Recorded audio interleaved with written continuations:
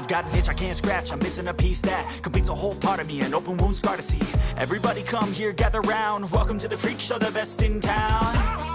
What the hell's wrong with me? I don't get along with anybody, honestly. I've been living in my own head constantly, thoughts jumbled around, think I need a new lobotomy. Wait, all these thoughts are too negative. I don't wanna get lost in the sedative. Gotta show them what I got, I'm competitive. You know I'm about to go off, I won't let them win, I'll take a stab. I wanna chase a bag, I want a way I can change all the things I lack. I gotta face the facts, I got a taste in that. Got me obsessed with the rest, I got an itch to scratch. No way now, I'll give up everything. Daunting thought, if I could see my dreams, I'll make things right. 'Cause I'll do anything to make what I want a reality. Don't let go, don't let go. I'll make things right. 'Cause I'll do anything to make what I want a reality. I just wanna find a way out, sick of the venom in my brain. Running from the past, wanna escape my pain. I just wanna be a better person, I deserve this. I just wanna break these chains. Always asking for greatness, true to myself, I never fake it. Seen no many ones that are so they get famous. And when I say the truth, most really can't take it. In spite of everything I've been through, I'ma make it. Fake friends, but on my downfall is toxic. Day one, started the outlaws for profit. Now all I do is write verses, no talking. All I do is put the work in, no option. This was everything I ever wanted. Created a legacy off of me, just being honest. And the fake ones hate, but it's all to no avail. They wanna see me lose, but you know I never fail. I'll give up everything, daunting life. If I can see my dream, make things right. 'Cause I'll do anything,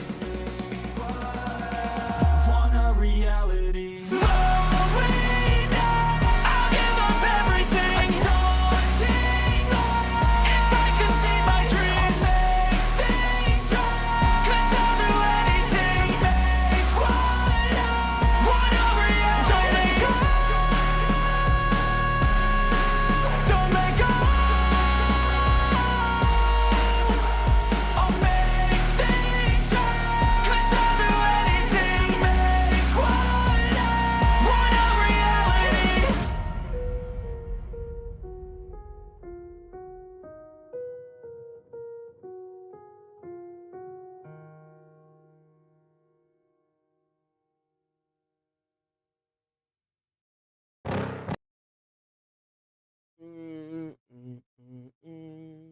Okay, let's get this show on the fuck. Whatever.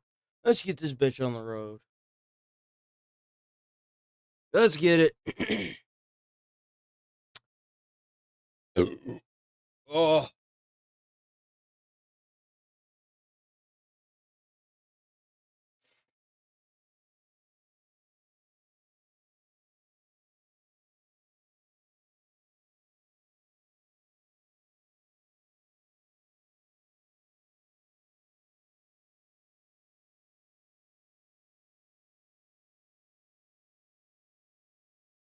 '83 Mario support games. That's 31. What the fuck is that? That thing looks crazy. How's it going, Nigel?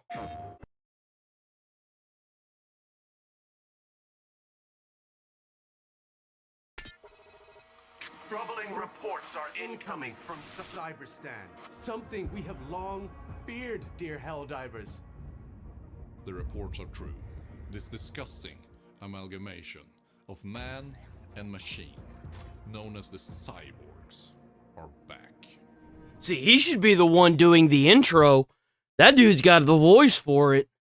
Fueled by nothing but rage and socialism, the cyborgs will stop at nothing until they see our way of life destroyed. First, we have the agitators. They are the field commander of the Automaton Legion.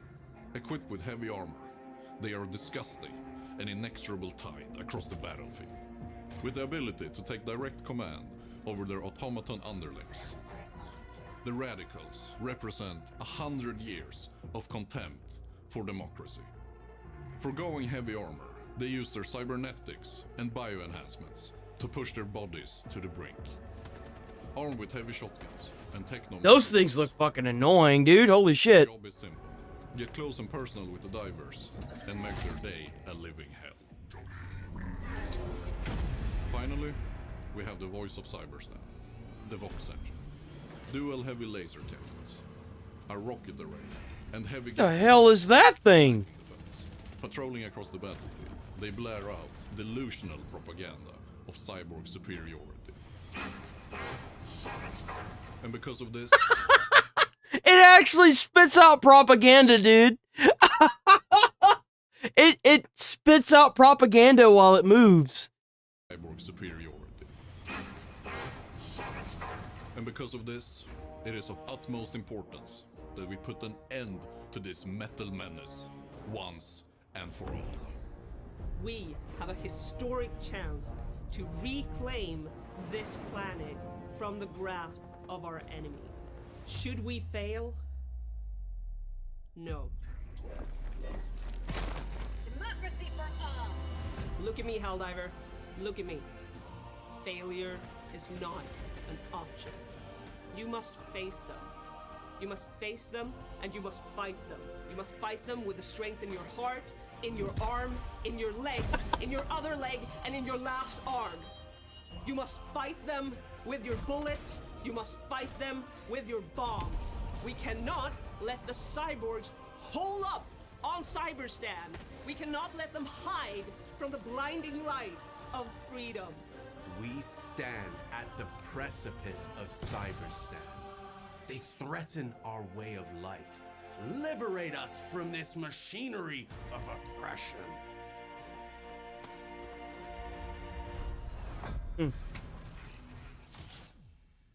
That's what's up.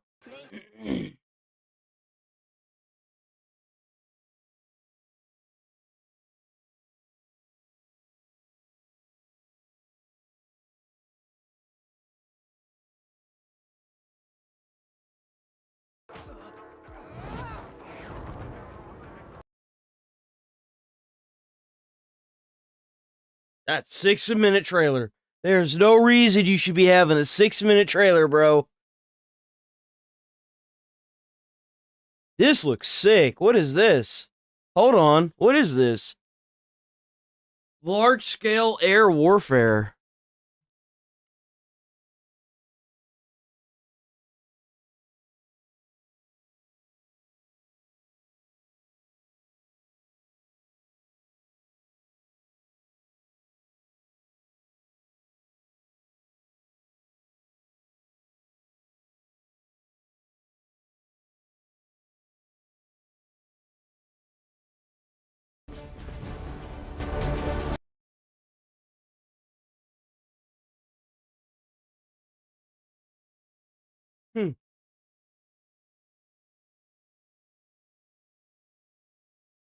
I don't know what this is. It looks okay, though.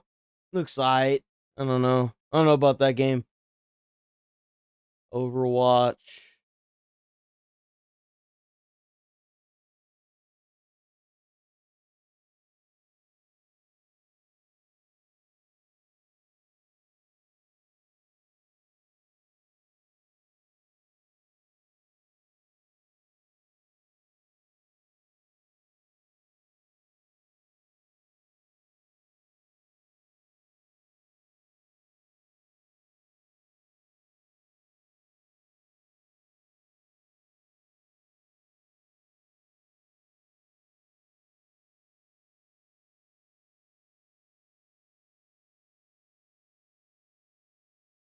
The hell is this? What is this? Carving the future at every step.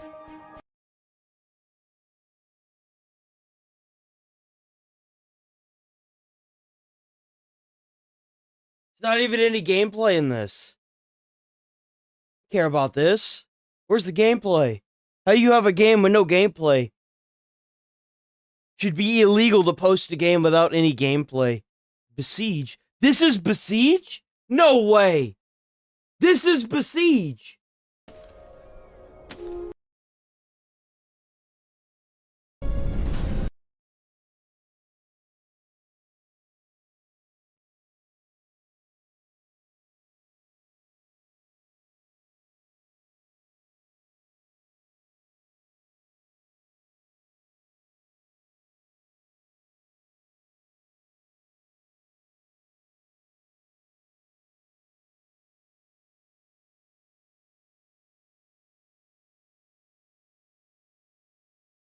That's crazy.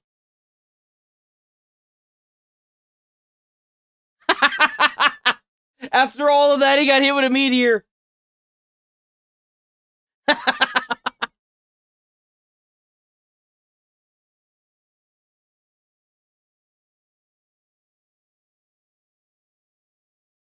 Oh, shit. Okay. We're going to move on from this.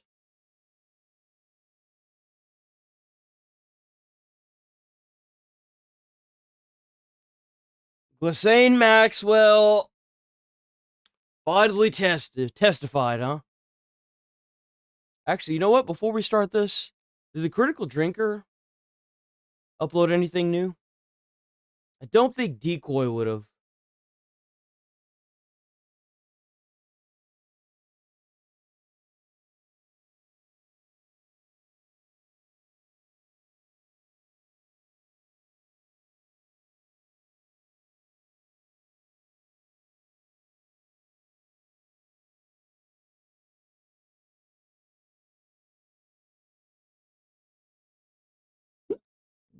Nope. Oh, wait.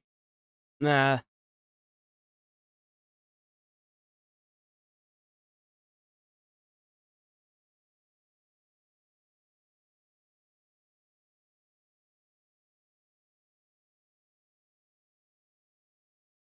I don't know how the hell you playing Kazan on hardcore, bro. I could not. If it's a Souls-like, it shouldn't have difficulty, so it's not a Souls-like game. It's just hard for the sake of being hard at this point.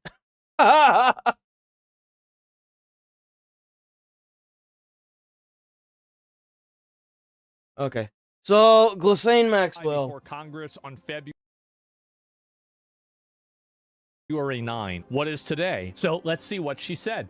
Nothing. She said fucking nothing. She looks like shit. Were you a close friend and confidant of Jeffrey Epstein? I would like to answer your question, but on the advice of counsel, I respectfully decline to answer this question. She sounds Let like me guess. She says this for every question she's asked, doesn't she? a bitch too, doesn't she? I therefore invoke my right to silence under the Fifth Amendment. I think Man, they need to sit down with this lady and say, bitch, you either start talking or we're gonna cut your fucking tongue out. to open up Guantanamo Bay again. Ms. Maxwell, did you at any time play any role in Jeffrey Epstein's activities involving the recruitment, grooming, or trafficking of young women or girls? I invoke my Fifth Amendment right. I can Ms. see why they're Maxwell. mad. She roaches out like a I bitch. invoke my Fifth Amendment right to silence. Ms. Maxwell, is it your intention to answer every question with the assertion of your Fifth Amendment right? I invoke my Fifth Amendment right to silence. Holy shit, bro. Spamming! She said she is down to go and say something, but she wants Donald to give her a total fucking pardon. On my advice, Ghislaine Maxwell will respectfully invoke her Fifth Amendment, though she would very much like to answer your questions. Her conviction rests on a fundamentally unfair trial, and the government promised immunity and then broke that promise. Newly disclosed documents now demonstrate these facts conclusively. If the committee and the American public truly want to hear the unfiltered truth about what happened, there is a straightforward path. Ms. Maxwell is prepared to speak fully and honestly if granted clemency by President Trump. Only she can provide the complete account. Some may not like what they hear, but the truth matters. For example, both President Trump and President Clinton are innocent of any wrongdoing. Ms. Maxwell alone can explain why, and the public is entitled to that explanation. Thank you. I mean, this is just really what I would do. I would just take this person. I would say, listen, you either give us 5 names that lead to convictions or we kill you. This is not the time for people to be considering and thinking. Thank you. Exactly. Like, kill this bitch. Cut her fucking tongue out. Bring her to fucking Alcatraz and fucking torture her until she releases information. Enough of this bullshit. They're supposed to be convicted pedophiles in the government that are literally dodging conviction now. We need to put these fuckers in jail. And if you want to withhold information, rip her fucking teeth out until she caves. About It's ridiculous, but that's man. mean to do. They were talking about a young girl praying for Jesus. This was from Jeffrey Epstein himself. Blank said that she felt God's presence next to her when she was in bed. She knows that Jesus watches over her and he helped save her life. Whoops. You should dress up as him when you see her. This is what I was saying before. You can't make a movie of Jeffrey Epstein. It's so bad and so evil. It's just fucking insane. Thomas on his Twitter is dropping hints on who's redacted. Wait, really? This was after Repro Khanna and Thomas Massey were given access to the unredacted Epstein files, and they were already able to identify names. This is a well-known CEO. DOJ should unredact this. A sultan seems to have sent this. The DOJ should... Yeah, no. They need to... This is the important part. Where are you? Are you okay? I love the... What the fuck just happened? torture video. What the fuck was that? Hello? Was that part of the video? Important part. Where are... Sent this. The DOJ should... Whatever. From what I understand, the group of lawyers that went through the Epstein files for release said that most of the information was already redacted. That they could not follow the law and do their job because most of the information was already redacted. How is it that you've already redacted these files before they even hit the lawyers? I could think of a few reasons why. Because you're trying to hide people. This is the important part. Where are you? Are you okay? I love the torture video. That's right. Investigation, prosecution, and the wood chipper. I wouldn't do the wood chipper. I'm thinking something more glamorous. Let's do crucifixions on the White House lawn. That's what I think we should do. That's what we should do. It needs to be slow, it needs to be public, and it needs to last days. It should last days, not weeks. I mean, not hours, not minutes, days. Are these men U.S. citizens? What fields do they work in? Is it finance? These are this is the context is these are people implicated in the Epstein files. At least one is a U.S. citizen. At least one is a foreigner. Which field do they work in? Is it finance, banking, political? One is pretty high up in the foreign government. And man, that. Oh man, that is the face of somebody that just realized somebody got caught with their, probably literally their pants down. Man, how about that? Dude, people in Europe have already been stepping out of their positions. How come it is that we got all these motherfuckers that have been implicated in these files and nobody stepped out of position yet? It's because they covering. That's why.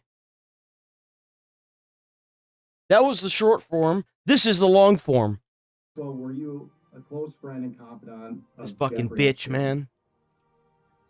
I would like to answer your question, but Oh on the man, I could make her talk so easily. I could make that bitch talk.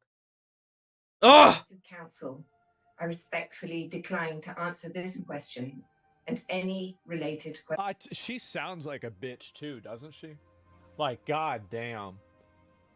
Like, can you imagine how much she probably complains? You realize that this is the only person who is close to Epstein that knew exactly what was going on?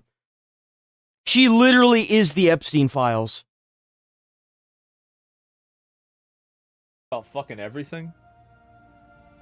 Jesus Christ, bro. Like, and that's the one thing that I think is really kind of weird is that, like, in general, I find no, bro, like, that's it. And what is this here? Is she eating good though? Maybe she a little fat, right? But she's a British socialite, sure. Questions. My habeas petition is pending in the Southern District of New York. I therefore invoke my right to silence under the Fifth Amendment my Fifth Amendment right. Because these people need to be dealt with in order to live in a harmonious, safe society. So to the Well, yeah, well, think about how many people have been implicated in the files, but because the redactions, they could still be blackmailed.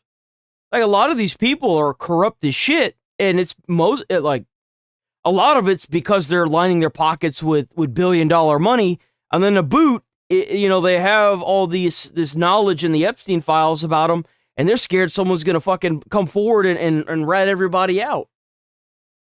You can't have a government ran with people that have been implicated in something as strong as the Epstein files because you're compromised. You can't run the government because you're compromised. You can't be in political power. You're compromised because of the Epstein files. If your name has been mentioned in the files, you cannot be in a place of political power.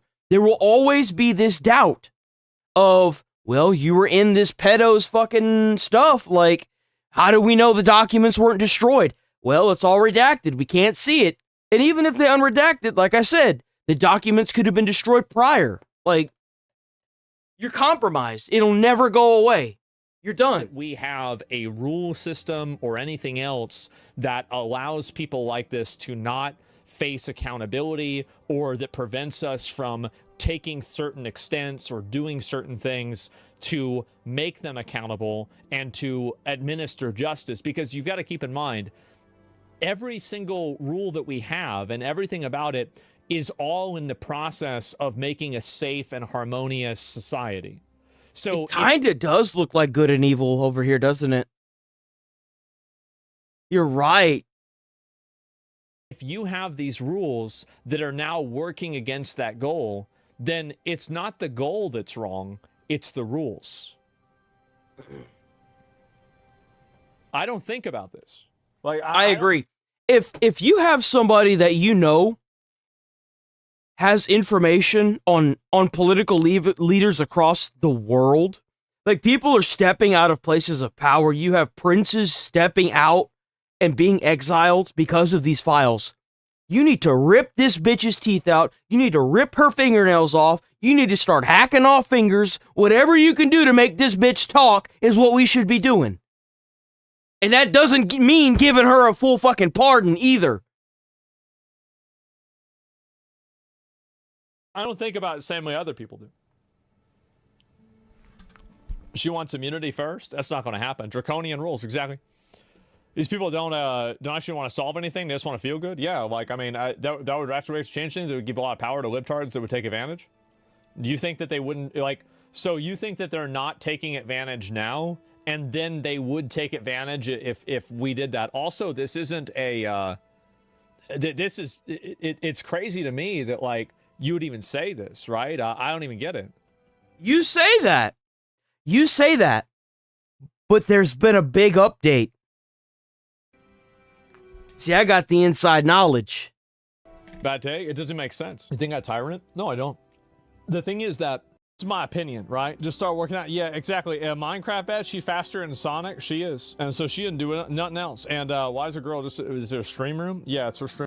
Step down because of their mere association with Jeffrey Epstein.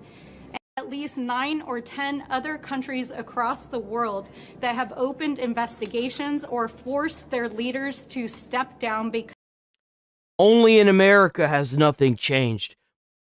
Only in America, right?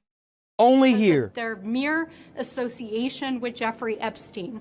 Have these motherfuckers done nothing? The United States government is engaged in an active cover-up of the largest sex trafficking scandal in. This is important because we find out that other countries are trying to get their hands on the unredacted versions of these documents. And if enough countries decide that they want these documents unredacted, it's going to get leaked. It's going to happen. These files are going to be unredacted and released. Influence peddling scandal in the history of the United States, and Donald Trump is right at the center of it. He should release the rest of it, absolutely. And the person who is living to provide. But it's not about, the thing is, like, these people, keep in mind, she doesn't care about the survivors. She doesn't care about Epstein. She doesn't care about people being raped. She doesn't care about any of that. The only reason why she's saying this is so she can weaponize it against Donald Trump. This is not a good actor. Provide the evidence, who knows what is going on, is trying to invoke the Fifth to buy her clemency. Yeah. So we know that so this is what it is, right? And what's he up to? To Comer a letter with 6 or 7 questions. Things like, who were the other co-conspirators? Who were the other men who raped these underage girls? Good question. Did she have any conversations about a deal with Donald Trump? Good question. She's taken a blanket Fifth Amendment on any question. And my view is that in many of my questions, don't in any way incriminate her. So we'll see what she does. But there's 7 questions that I have specifically asked, and the assumption is she's pleading the 5th to each one of those, and the American people will see that there's an inconsistency. Why did she not plead the 5th when Blanche asked her questions, and now she's pleading the 5th about things that don't implicate her, but may implicate many of the other... You know why? Because she's scared they're gonna kill her. But if the U.S. government came forward and said, yeah, we broke all of her teeth in her mouth, and she started singing like a songbird, well, let's just say that someone else killing her wouldn't be really her biggest problem. It'd be the U.S. government killing her to get this information. Straight up. She needs to start singing. People in the Epstein class that committed these crimes. That's right. No, 100%. And this is the thing. They're untouchable, so it's all irrelevant. That's contempt. Well, I don't know really if that's true or not. And so we're going to go, I don't even want to listen to this bitch, honestly. She's just a retard. After watching Ghislaine Maxwell receive some question, unless she gets clemency, she'll just be sent back to maximum security immediately. Not good enough. See, like, there's a lot of ways we can get answers out of people. Oh, yeah. But how is it, like, how do you think we figured out all that shit with Al-Qaeda? You know, they might say, well, you shouldn't do that. Well, fuck, why not? Why not? Yeah, I'm always watching Asmongold because he has all his shit lined up in the video. That's the reason why. He always has all the information in one video. I don't have to click to 7 other videos to get the full fucking story. I mean, like, you gotta be creative about this stuff. To the questions. The structure is the reason why we watch his videos. And that he doesn't copyright people. To help us learn. She don't want to play. What we did not get were any substantive answers to the questions that were asked about clemency. Why can't we just kill her bases? And like a hotbox, something like that, straight jack? I can't believe this is embarrassing. Was a post on X, and I'm following and reading all the comments. And so if viewers of Newsmax can ping Thomas and myself at Nancy Mace online on Twitter or on Facebook and let us know what files you want or think we should view in an unredacted manner, that'll help us prioritize. Why don't you look at the files where they're talking about like buying a giant drum of hydrochloric acid? Sorry, sulfuric acid. Because, like, in my opinion, I feel like that's kind of crazy. Like, why would you need that much? What are you doing with that much sulfuric acid with 6 drums of it? Like, wow. But, like, what about this jerky thing? How about that? How about this whole pizza situation? Isn't it weird that Jeffrey Epstein is always talking about pizza, but he never eats pizza? Mm-hmm. Damn, like, that's crazy. What are the odds of that? Some of this. I'm also looking for the emails between Jeffrey Epstein and Bill Gates. As you all know, last week I pressured the Oversight Committee to say that we will bring him in and he's going to be invited to testify. And if that doesn't happen, I'm going to push for subpoena as well. But I want those lists of names. I want to see the individuals we think are potential predators. And then I want to figure out who covered it up. Yeah, Congresswoman, I know the Department of Justice says they're going to make these unredacted files available to all members of Congress that seek access to them. Do you worry that Democrats will use that as an excuse to try to trash Donald Trump again? Because we know that they... they're going to keep doing that even if these files get released. That's the funny part is, like, they're just going to be like, well, where are the rest of the files that implicate you did something wrong? It's like, dude... It doesn't matter. Bullshit, even if Trump's name had not been put in those files, they would have been asking for files that had his name in it. Even if they were all fully released and unredacted. They're going to keep doing that. That's what I'm saying. Like, even if you get implemented in these files one fucking time, you're done. You're cooked. Just kill all the pedophiles? Like, why don't we just do that? I like that idea, too. I like that a lot, actually. Let's do that. Like I said. What are we doing? Like, why don't we just kill all the pedophile rapists? Like, why don't we just do... What is the... Like, how is there even an argument about this? Right? Right? Really? Like, I'm so annoyed by this because it's like, everybody should be on the same page here. We should all be on the same fucking team. Misled the American people about so-called intelligence that they saw involving Russia. What's to stop them from saying, well, these redacted files say this and that about him and there's no way to prove it otherwise? Well, they absolutely will. And anything after 2019 is just pure craziness.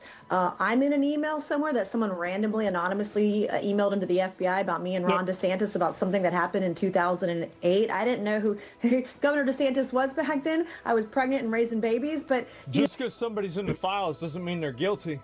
But man, if they're talking to Jeffrey Epstein all the time about food and shit, like that's kind of crazy. Maybe you should look into that. Exactly. That's the way I see it. No, they will use that, and they have. And you know they knew about these code words. You can't sit there and tell me that the federal government knew that they were sending over Venezuelan boats filled with fucking fentanyl and cocaine and bombing the shit out of them, and they knew exactly where Maduro was, and they don't understand basic fucking pedo talk on an email. You know they knew what the fuck that meant. It that way, but also at the same time, we have to show that justice will be done. I'm actually going to participate in an event this week that we just had several people arrested for sex trafficking in South Carolina. And this stuff goes around all around the country. Nobody ever goes to jail. Those who are predators just get to walk free. The rich, the famous, the powerful. You have money or you're in Hollywood. True. Everyone else is above the law, but the laws for the average American, well, you go to jail, right? So it's just, you know, the discrepancy in the two-tiered system of justice. You know what's really sad is that for the most part they don't even lock these freaking pedos up. They end up getting released because they're scared if they get into the general population of a prison or I'm gonna use a general term, an incarceration complex, that they're gonna get killed. Good. Shouldn't have done it. Who cares? Put their ass in jail. Put them in jail. Shouldn't have done it. We want to expose. I also want to expose people on both sides of the aisle who covered it up. Yeah, this morning we've been talking a lot about, you know, people saying, well, we need to obey these laws, but not those laws, you know, picking and choosing what you think is important to you. You've been demanding transparency no matter who's involved. The Clintons now have agreed to testify. You're risking a lot. Yeah, I'd imagine it's going to sound a lot like what Ghislaine Maxwell said, huh? By going after some of the high-profile Epstein associates. I mean, they're, you know, some names have sort of leaked out. I'll plead the fifth. Has it been worth it? The fifth. I can't hear anything. Oh. Uh-oh. Congresswoman? Okay, I can hear you now. What was the question? I was just asking about, you know, Trump and the public lead to convictions, or we kill you. Period. That's what's going to happen. And give her 24 hours. That's it. Yeah. 24 hours. Yeah, exactly. And make that shit public. Make it a public execution. Straight up. If she don't want to talk and she wants to sit there and keep pleading the fifth, and she's covering up all these politicians in our democracy, then you say, look, this is how it's going to go down. We're not going to give you, we're not going to let you go free. That's not going to happen. You can either talk, or we're going to kill you, or we're going to torture you. But either way, you're going to die in the next 24 hours. It's just a matter of how you want to do it. We can torture you to death, or we can publicly execute you. But I guarantee you, we're gonna get what we want from you. Promise you. 5 names. And if they don't lead to convictions, if a single one doesn't, you're dead. 10? I'd say 10, sure. Like, people want to say 10, that's okay. Slowly, she dead either way, bro. Like, yeah, exactly. Only 5. Well, I'm a reasonable guy. And, yeah, death's the mercy for and what will end up going of bullshit and says Trump's innocent. Well, people are never going to believe that, number one. Yeah. So there's not really, like, that doesn't move the ball in any other direction. It makes no... Like a criminal investigation. What I hate about this is it shows that they're willing to play ball. It shows that, like, Kash Patel, whenever he's working for something that he thinks is a good idea, he is willing to do some bullshit. He is willing to weaponize the legal system. But I just want him to do that on the right side. That's all I want. That's all I'm asking for, is do that on the right side. Having nothing to do, he said it was going to be a fraud. Not very. We're going to investigate one of your staff for fraud. Yeah. And he told another one of my staff this. If you guys don't straighten up, you know, if you want to play hardball, if this is how you want to play it or something like that, this member of your staff is going to get criminally investigated for fraud. A very See, why can't you do this? Why can't we get this Kash Patel on our side? Like, what makes me mad about this is it shows that he has it in him. He is willing to do things that are, like, fucking extreme, like a criminal investigation. What the fuck, man? Specific threat. Yeah, it sounds like bullshit because he's not on your side. I wonder why. I know, it just pisses me off, man. For Israel, he's controlled, that's why.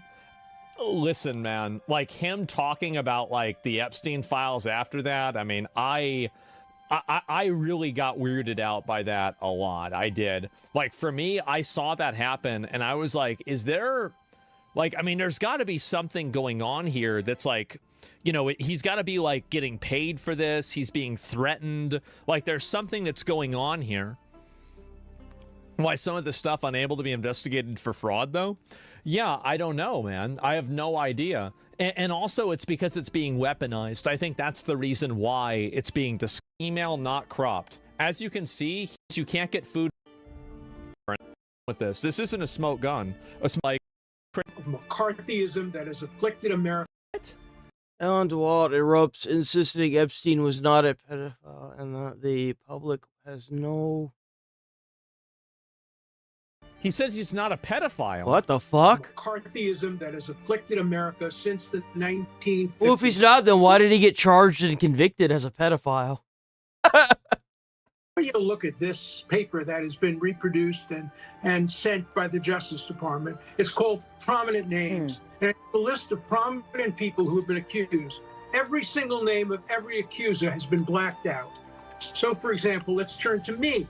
It says blank, blank, blank, blacked out, stated she gave him a massage on Epstein's plane, parenthesis, not a minor. So let's understand that. This is an adult, a woman who was on Epstein's plane, she says.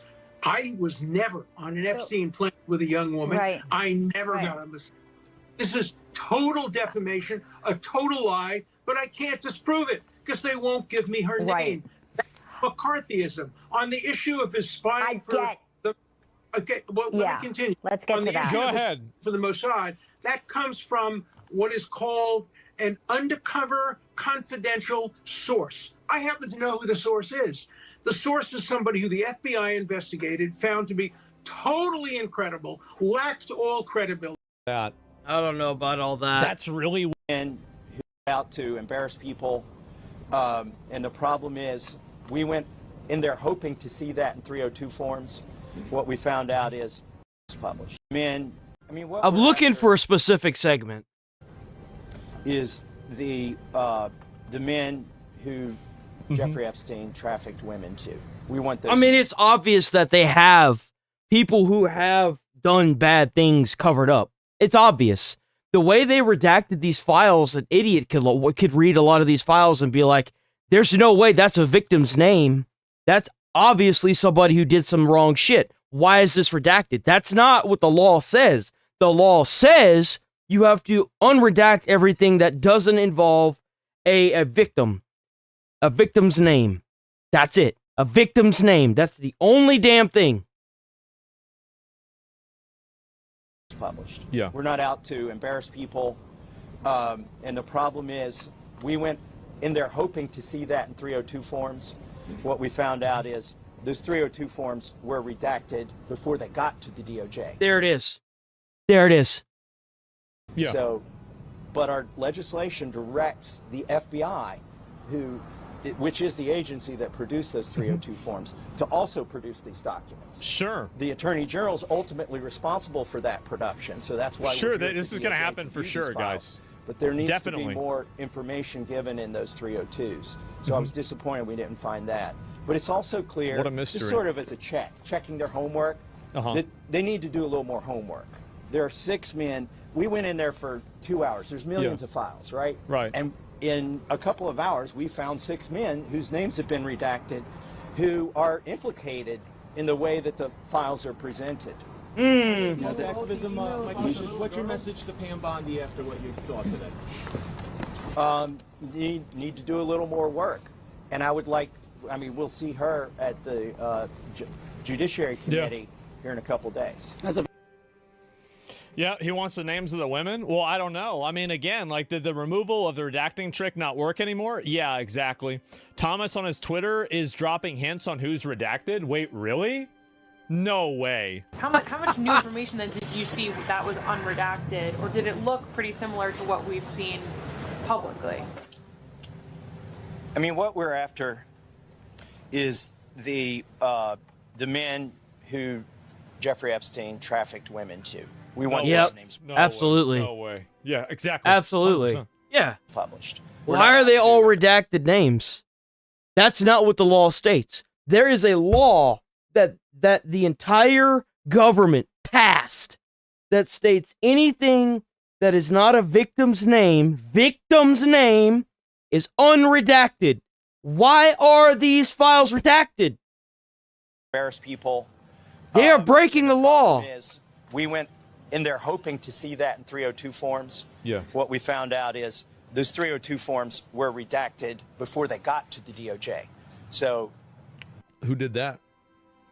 I wonder who the fuck did that. They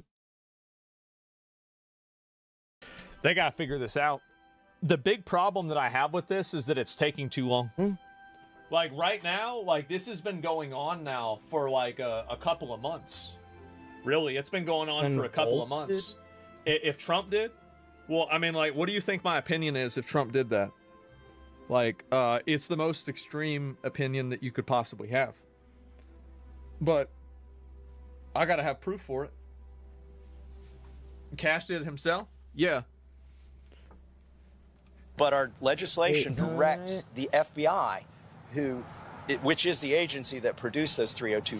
This guy, this convoluted 898, fucked up so bad, bro. You fucked up so bad that I'm getting text messages from a good friend of mine saying to ban your sorry ass. You fucked up, guy. You fucked up big. To also produce these documents. The Attorney General is ultimately responsible for that production, so that's why we're here at the DOJ to view these files. Yes. But there needs to be more information given in those 302s. So I was disappointed we didn't find that. Right. But it's also clear, just sort of as a checking their homework, that they need to do a little more homework. There are 6 men. We went in there for 2 hours. There's millions of files, right? And we saw a this couple part. of I'm gonna just hours, let it we play. found 6 men whose names have been redacted, who are implicated in the way that the files are presented. And finally, the documents that they put up and decided for one reason or another they had to take back down. I think that honestly, if they don't release the name, they gotta just put it out there. They gotta just put it out there. Mm-hmm. Just do it. What's going to end up happening is these files are going to be released fully unredacted. Someone is going to leak it, dude. I'm telling you. I was hoping to see those here. Yep. They didn't appear to be in the Say the database names. that we were able to search. Because now you're going to have victims coming forward because they don't want to see these people to be they don't want to see the people that hurt them and wronged them to be free. Like a lot of these people live in the lap of luxury and they need to be locked the fuck up. And the victims are eventually going to come forward and be like, I know who it was. This is what happened to me. And those ostensibly are wholly redacted files now. We know they exist. They published them for a brief period of time and pulled them back. They need to answer to us as to do they intend to redact those files and put them back up and put them in the database so that we can search them and see if it was appropriate to take them back down from the website. Are these men U.S. citizens? What fields do they work in? Is it finance? Is it Now we get that, bro. W question. Holy shit. what fields do they work in? Is it finance? Is it political? At least Little bit it's less. appropriate to take them back down from the website. Are these men U.S. citizens? What fields do they work in? Is it finance? The context is these are people implicated in the Epstein files as perpetrators. Yeah. Potential or conspirators or problematic. And the issue is that they're still fucking blacked out. The names are still blanked out. Like, is it political? At least one is a U.S. citizen. At least one is a foreigner, and the other 3 or 4 have names. I'm not sure if they're foreign or U.S. In which field do they work in? Is it finance, banking, political? One is pretty high up in a foreign government. And woo, man. He wants to say it. You see the smile on his face, boy? Woo! Oh man. That is the face of somebody that just realized somebody got caught with probably literally their pants down. Man, how about that? Wow. It's pretty high up in a foreign government. And some are one of the others is a pretty prominent individual. But I think that the point is that these 6 are just what we found in 2 hours of a review of the files that aren't redacted. So wait, are you telling me that these 2 fucking guys just show up and in 2 hours they find 6 people, but the whole Department of Justice couldn't figure this out in like a month? They figured it out. No, they figured it out. That's why they're redacted. They're being protected. It's obvious they figured it out. No. They're not going to play dumb. No. Hundreds of people that, man, I feel like something's wrong here. I feel like there's something that's wrong here. The broader issue is why so many of the files they're getting are redacted in the first place. And until that becomes unredacted, the main things that they're sending to the career attorneys to review, I don't think we're going to have full compliance with the law, get the question that most Americans want to know. Keep in mind that. Good. Keep in mind the way I hope they keep stirring this shitstorm up until these files get unredacted. he said this. Full compliance with the law. Yep.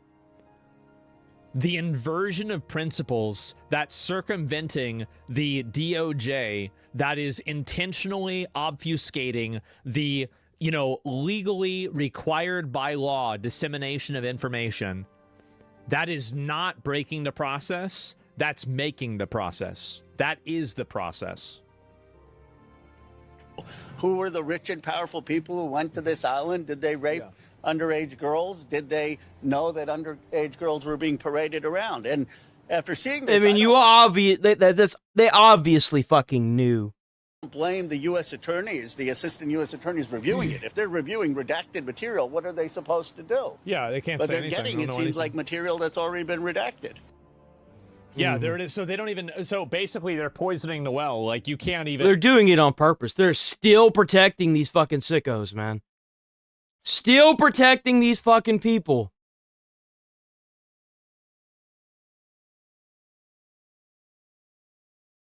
First about the Atlantic saying there was never an Epstein conspiracy, but the owner is literally friends with Ghislaine Maxwell. Wait, what? So the Atlantic posted, I guess, an article here, what everyone assumes about Jeffrey Epstein. The Epstein files reveal that plenty of powerful people tolerated or participated in disgusting, shameful, and even criminal behavior, but they also bolster the case that there was never any grand conspiracy.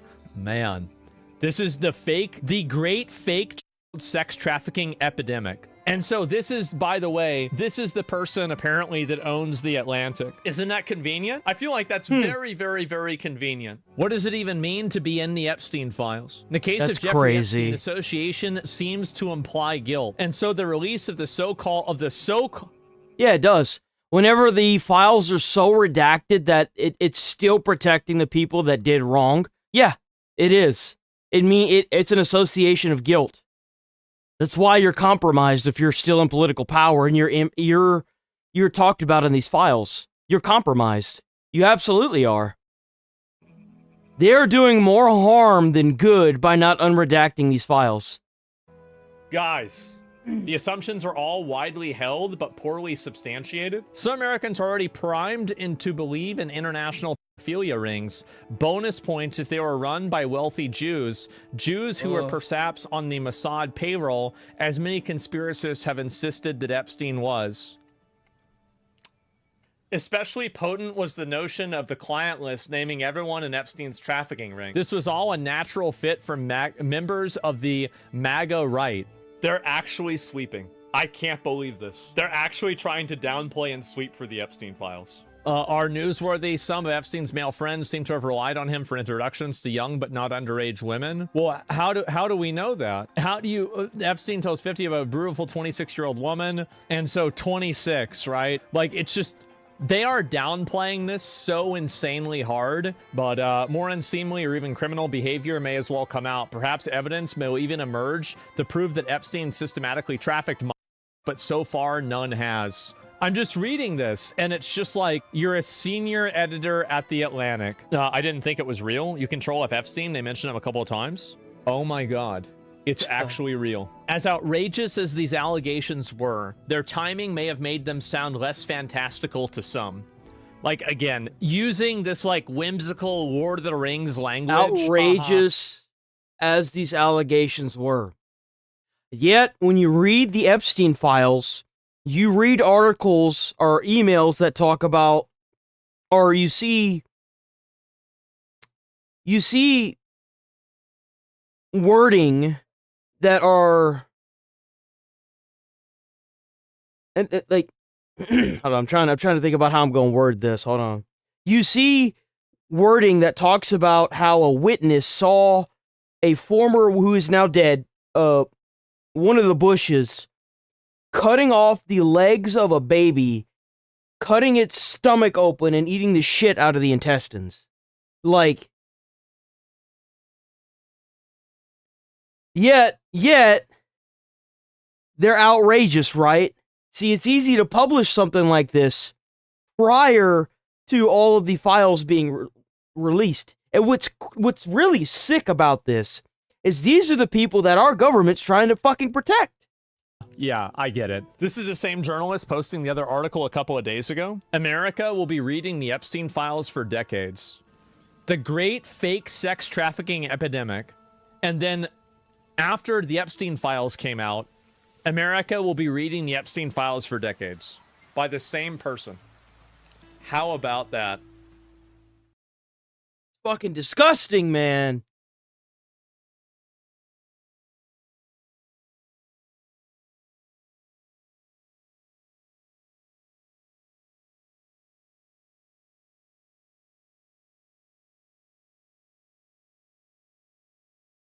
Wait, what the fuck? Why is this?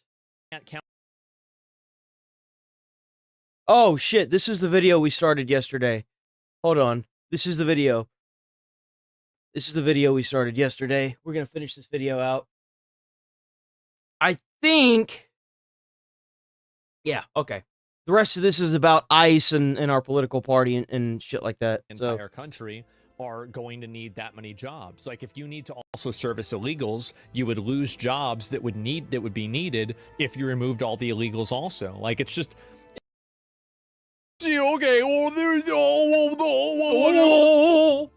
But it's the hypocrisy. I think that we should... I don't like that solution. Here we go. They save so much money on hiring illegals. Do you know who, like, whenever you say they save money, do you know who they're saving money from? Rich people! The federal government, by paying their fair share of the taxes. Yeah. They're saving money by not chipping in and kicking in to the government in the way that they should. They should be kicking in. Yeah, like whenever you pay somebody under the table who's illegal, you don't have to pay them taxes. You don't have to pay them health insurance. You don't send that money to the federal government. You're cutting costs at like the base level. And they should be putting money. You don't have to pay taxes on health insurance. Not doing it. They're cheating everybody. They are. They're cheating everybody. Do you think that the American people have the right to enforce the laws duly passed by Congress to have their own borders and define who's in the country? I think. Yes or no? Hold on. No, because I think it's a dishonest premise. It's a simple There question. are so many laws. Do you think illegals should be deported? Wow, okay. Well, there's whatever. But it's the hypocrisy. I think that we should. I'm not asking about so many laws. I'm asking about this one. Yes. Can I just say something really quick? Can you answer the question? Right now in the United States, we do not have Obviously, he can't. enough native-born. I'm just giving one example before you speak. We do not have enough native-born U.S. citizens to work every single job. If every single undocumented person right now... So then why not figure out technological solutions to that or figure out other ways to solve the problem? And also the amount of jobs that are in the economy is based off of the amount of illegals that are in the economy because the... You know how you solve the problem like that? If you, instead of spending all that time and money trying to import an immigrant to do the job, there are thousands of people in every city that are hands on deck that are homeless. If you gave them a place to stay or the help they needed, or you invested money in programs that would keep these people off the street and put them in rehab, rehabilitation centers, workforce centers, and keep them off the streets, not only would you clean up the streets, but you would enable thousands of workers to enter the workforce. But you'd rather import somebody you could pay under the table. What kind of shit is that? of people that are in the entire country are going to need that many jobs. Like if you need to also service illegals, you would lose jobs that And now with the innovation of technology, there are robots working at Amazon centers. Now, you don't even need that many people. What do you think is going to happen whenever everyone gets replaced with self-checkout machines, robots that stack stuff, and automated drones that drop everything off? What do you think's going to happen? There ain't nobody going to have to work there, but ain't going to be no money circulating either. that would be needed if you removed all the illegals also. Like, it's just, it's like, the problem is that these people are good at identifying a problem, but they're very bad at creating a solution for it.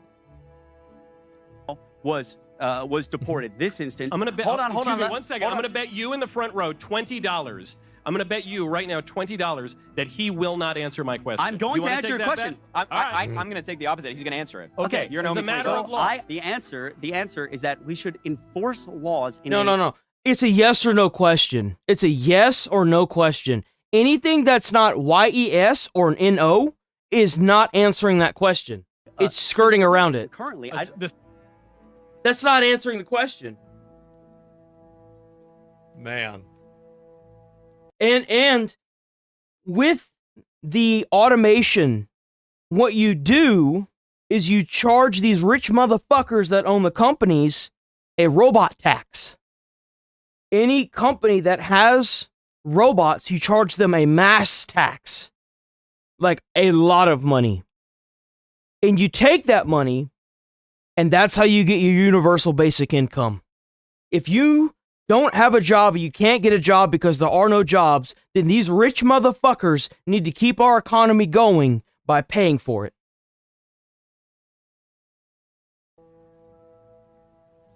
Wow. It's crazy. It's really crazy. Civil way is to enforce them. It's no, called the civil law. I disagree. And Easy there's so many. $20. Literally what it's called. It's called the civil law. There's so many good examples of U.S. laws that we don't enforce all the time. Yeah. Will you answer my question, or is Harry paying me $20? What is it? What is? Should we deport the illegals? I disagree with the premise of the question. $20. 20. Yeah. Yep. $20. $20. It's such an easy idea, and you don't even have to skirt. Just it's yes or no. That's all you had to do is answer the question. Can't get it. It's so fucking embarrassing. It's so stupid. I don't even know what to say, man. I really don't. And I mean, it's again, you can't assign, what is this here?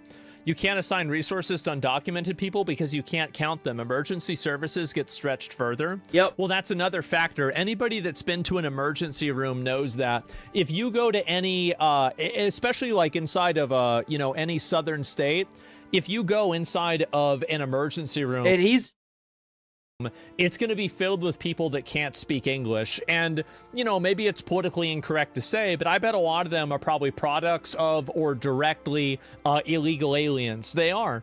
Like, who the fuck? And he's right. I don't really know about the whole English part of it, but he's right when it comes to regards of the ERs being filled with people. Whenever I was doing the ride around or doing my college with the ambulance service that I had to go with 3 different times. Every time we showed up with the patient at the hospital, we had to wait in the back. Like, we got them in the ambulance, drove them to the hospital, right? And we were stuck waiting in the back for them to have a room. That's how full these places were. And this was after COVID. Like, comes to America doesn't know how to speak English. Well, a lot of people that come from South America do. So they overwhelm the system, and then it takes forever for you to get seen. It's fucking annoying. Yeah, it is, not just the South. Democrats are now expressing concerns and fear that body cameras could be the ICE's new mass surveillance tool and could infringe on the privacy rights of protesters. Privacy rights of protest. You're in a public space. You have no right to privacy in a public space. Like, that's literally what it, like, what? No, let me tell you the real reason why they don't want these body cams on ICE agents. Because whenever you've got a bunch of people recording half of what happened, and then the ICE agents release the footage after they do their investigation, it shows the full story, it'll completely demolish these morons and their bullshit. That's why they don't want these fucking cameras. How can you advocate for cameras, and then the minute that the government was like, okay, here we go, we got cameras now, you don't want them? What the fuck? Hello? And you want to say that it's because privacy rights for protesters? Bruh.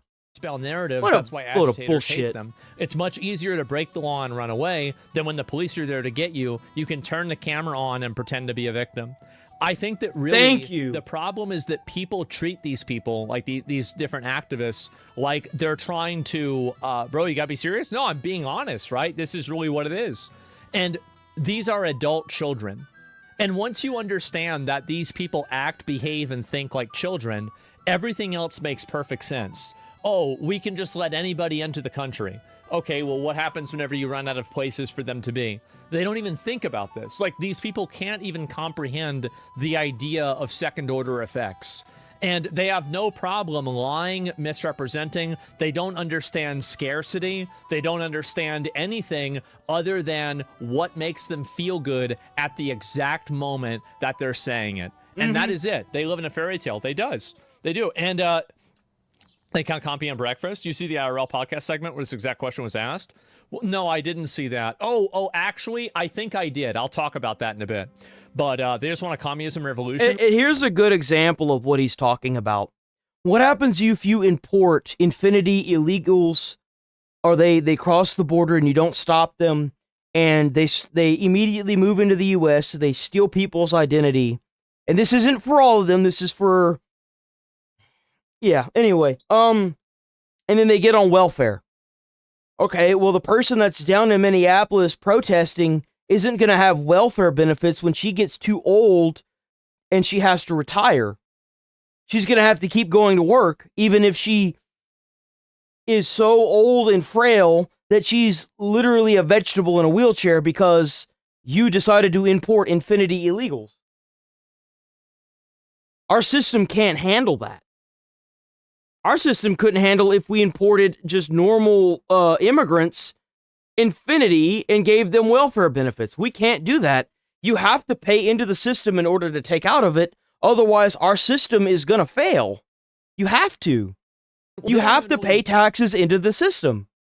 Want that. That's where all the money comes from. All the money that the government has comes from taxpayers. Like, a lot of these people don't have any... Don't confuse yourself into thinking that these people have any values to begin with. The only thing that they care about is doing what makes them feel good and makes them feel powerful. That's literally the only thing that they care about. And they can lie, misrepresent, cheat, and do anything that you want. That, you know, again, that's what those people do. They will do anything to achieve that goal. And I think that we need more people like Milei who are able to just come out there, who come out there. Maybe I'll get it right eventually. Yeah, and you're right. Pay taxes unless you're a fucking billionaire. That's the sad part about it. They're taxing more of the poor people because the poor people don't have the resources in which to dodge taxes. And these billion-dollar motherfuckers, these 1%ers, are literally taking all the fucking money, hoarding it at the top, not dispersing it, and not paying taxes. They're dodging it at every key point. They're dodging it. That will come out there and treat these people exactly the way they deserve. Treat them like petulant adult children and don't even listen to or consider what they think. Do not even listen to them. They are retards. They are demons. How did this happen? So the reason why this I've seen the charts for Canada. From everything that I've seen with Canada, I think Canada's fucked. Apparently, Canada has the most illegal and migrant immigration as opposed to any other country in the world. Canada is cooked, brother. Bro, it is a fucking pot of popcorn over there. Happened. I'm gonna explain why it happened. It happened because aggressive. I think this is especially true with women, but it's true with other men too. I think it's like 80%, 70% women. Aggressive feminine behavior, our society doesn't know how to deal with it. Because obviously there's such a huge... Give them what they want. They have been fighting for generations now for equal rights. Well, let me tell you how you deal with somebody that hits you. You hit them back. That's what you learn in middle school and elementary school. If they hit you, hit them back. If they want to sit there and protest and throw bricks at cars, shoot a gas canister at them. If they're dumb enough to pick it up, they're dumb enough to get the repercussions. Play stupid games, win stupid prizes. That's how you deal with these people. Oh, but women are feminine. They can't deal with that. Well, then hire a woman to beat the fuck out of her. How about that? If you go up to any woman and on the street, I'd imagine you'd come across somebody that'd probably do it for free.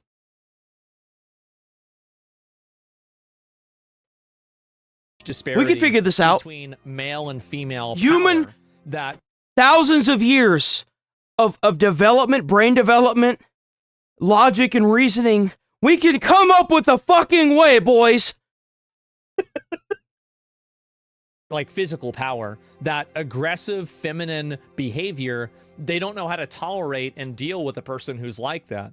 Last time I checked, the gas canister doesn't care what race, religion, ethnicity, fucking chromosome, or what age you are. It works the same. It all works the same. Is able to, like, oh, you say this as a guy, you can get beat up for this. But like as a woman, you can act this way and there are effectively no consequences for you.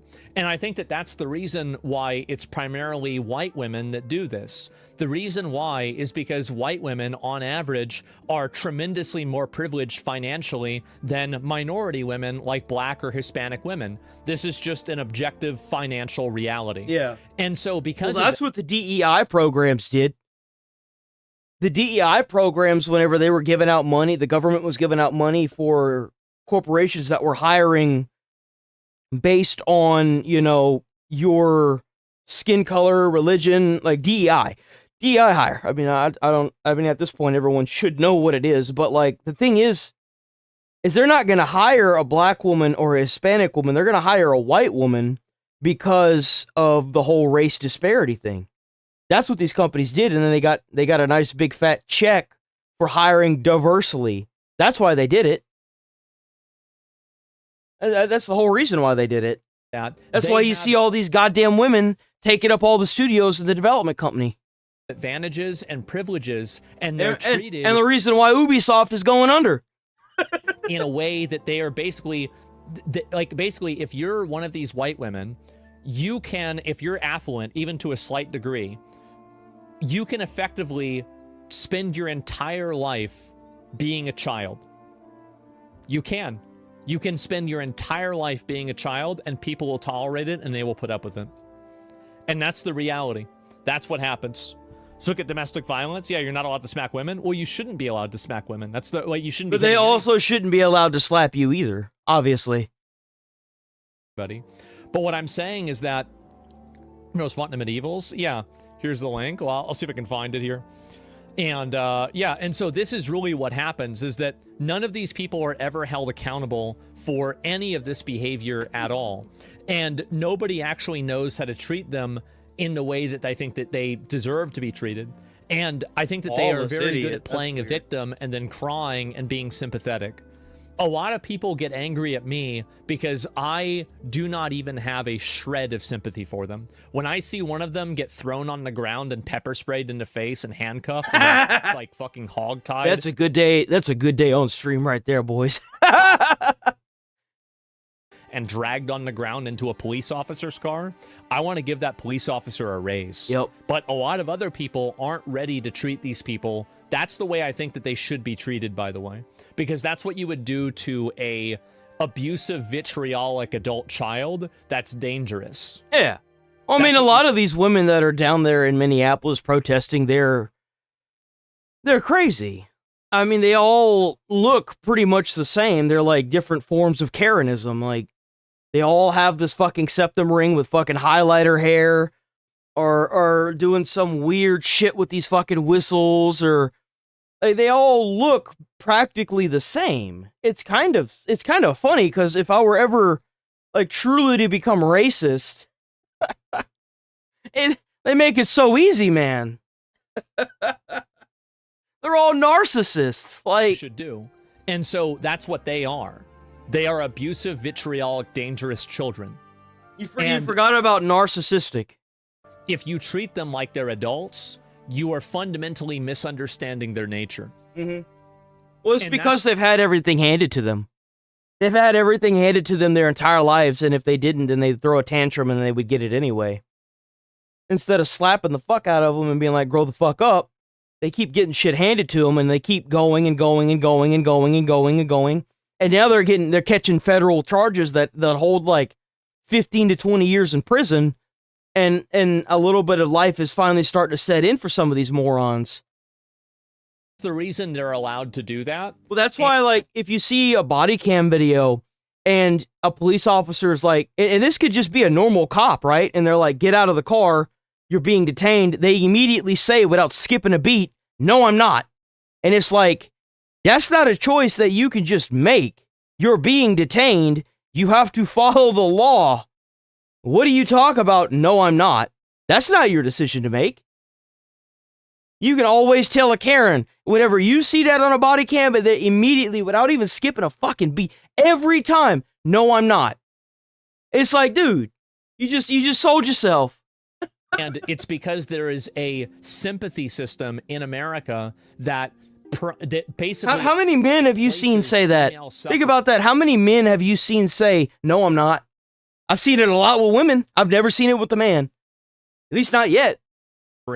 As a higher moral caliber than male suffering, and a lot of people are like programmed to automatically, oh, if a girl's getting upset, well, now I guess I'm wrong about what I'm saying. This isn't for all women. This is just for the entitled fucktards that have had... These are effectively Nepo babies, is what they are. They get all their money from their family or their grandparents or their, like, mom and dad. They pay for everything. They don't know what it's like to struggle. They have their college paid for. The minute they turn 16 or 17, they get a brand new fucking car paid off with, like, insurance and everything. They get everything handed to them. You know, like, that's the kind of people that this is. That's these people. Of behavior is the reason. And it's not just women. There are guys that do it too. But it's just overwhelmingly women. Why we're at where we're at. That's exactly it. And you have to stop that. You stop that. You just don't. And the way that you deal with it is that you literally, and you guys know this with girlfriends. Have you ever had a girlfriend that crashes out randomly? Exactly. They don't have to worry about the power going out. They don't have to worry about, you know, if my car gets stolen or my car breaks down. They don't have to worry about housing. Like, and even if, let's say by some miraculous miracle, one of these women or these men decide to go out and make it themselves, they have family members that are invested in, like, companies with real estate. They have companies that, you know, like car salesmen, and they're not talking about own the dealership. Like, that's these kind of people. They'll get great deals on everything. They still, like, a lot of these people think that nepotism is just having the money handed to them. No, if you know somebody that's a part of your family and they're going to cut you a really good deal on, like, a lawyer, or they're going to cut you a really good deal on, like, a car, or because they own the dealership or they own a company where they you know, like, that's still a form of nepotism. You just don't realize it. That's the part that nobody really talks about. I haven't seen anybody talk about that. Like, it's just crazy. Don't capitulate to the crash out, or you don't engage with the emotional breakdown, and then they just stop. Like, even if you move out of your parents' house, right? You move out of your parents' house and you get your own apartment, and then you lose your job and you end up back at your parents' house with obvious, like, problems and stuff. In a sense, that's a form of really light nepotism. Some people out here don't have that. Some people have nothing. If they lose whatever they're at, living paycheck to paycheck, they're cooked. Like, I don't think a lot of people really understand that most of America is literally living paycheck. Like, we are on the brink of mass homelessness. It's sad. It really is. Especially whenever you've got all these people. Like, last year, Meta spent $500 million on ads. on ads, just to push ads into everything. $500 million. There's 300 million people in the U.S. They spent enough money to give everybody in the United States of America $1 million and still have money left over. That's how rich these motherfuckers are. Think about the insanity there.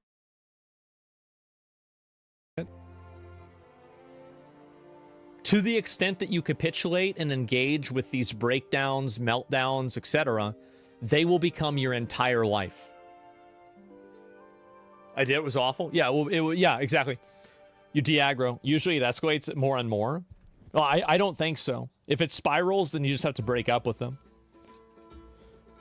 I tell my girlfriend, bitch, you crazy. I don't tell them that either. But, like, again, if you... It's just sad, bro. It's so sad. It's so sad to think about. Do we have anything new from Fox?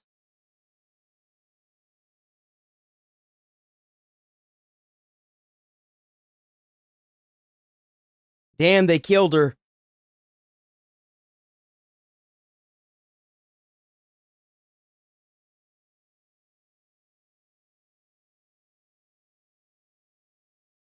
Let's bring in I can't believe they killed her, man. That's sad. James Gagliano. He's retired FBI supervisor, special agent, retired FBI New York City crisis management coordinator who oversaw crisis hostage negotiator unit in New York City. And the reason I explain all of that, They snatched this poor lady sometime last week, and they fucked around instead of giving the money up. Like this. It's kind of funny that we led into this. Whenever you have the money to help everybody out, and you can't even help out a loved one who just got snatched, they could have just given the money up, and this lady would be alive. titles, James. Could have just given the money. The FBI is saying they currently are operating a 24-hour command post, including crisis management experts, analytics support, and investigative teams. Oh, are they still looking for her? I thought they said crime scene.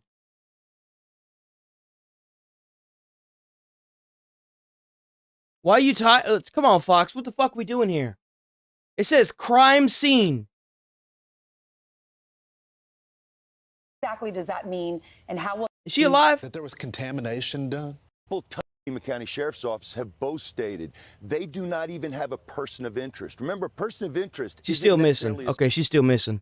We're gonna keep an eye on that. We're gonna keep an eye on that. I don't know why they don't just cough up the money for that poor lady, man. They need to get that lady home, bro. That's fucked. All that because they don't want to give them the money. Give them the money, and then you can have a trail that leads back to them. Federal case out of the U.S. Attorney's Office in Massachusetts is reigniting the debate over election integrity. Lina Maria Orovio Hernandez is now a convicted felon after being found guilty of using a stolen identity to vote in the 2024 U.S. election. Let's bring in Jonathan Turley, constitutional law professor and Fox News contributor. So, Professor, it's good to have you with us today. Not only did she vote in the election, but she lived illegally in Boston for more than 2 decades on a stolen identity, received more than $400,000 in stolen benefits. The U.S. attorney... And this is what illegals do right here.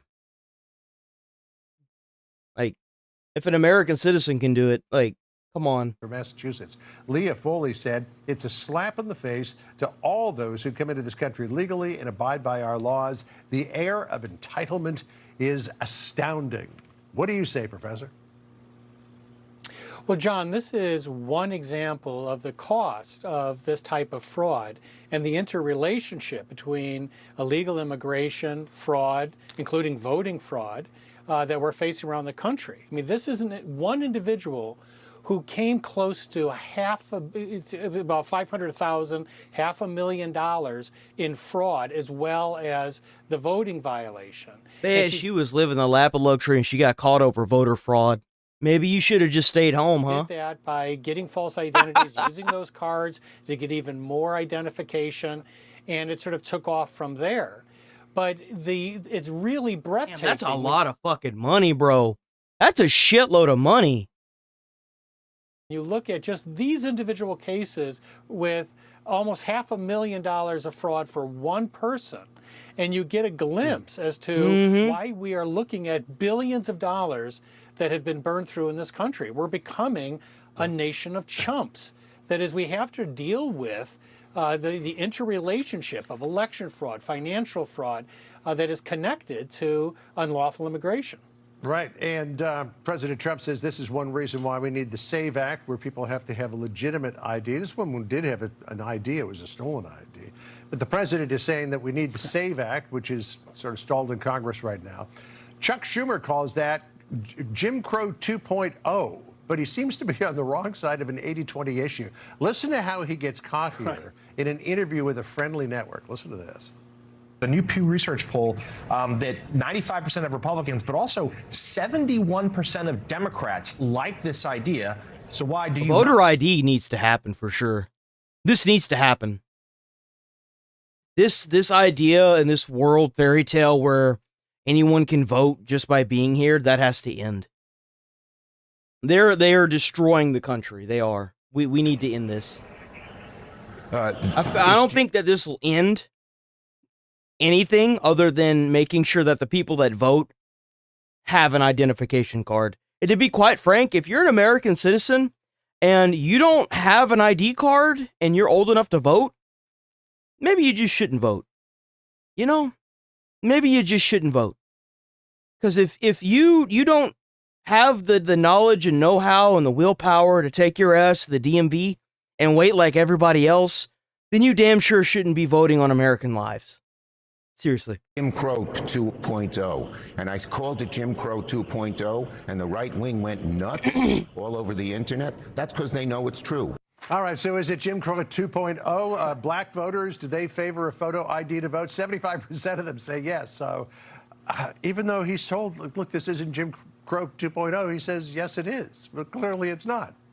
No, it's absurd, and it's insulting to many in the civil rights movement that faced laws that were justifiably denounced on these grounds. This is requiring an identification of vote. Senator Ossoff just held a rally in which he required people to show their IDs so they could hear him talk about policies like his opposition to showing an ID to vote. Yeah. I mean, there's a certain incomprehensive quality to all of this, and I'm afraid that Schumer shows that many in the Democratic Party have jumped the shark on this. They have tried to ratchet up the rhetoric to try to reverse this, but the American people are very clear. They see no reason why you shouldn't have to show. Yeah, I'm sure they are.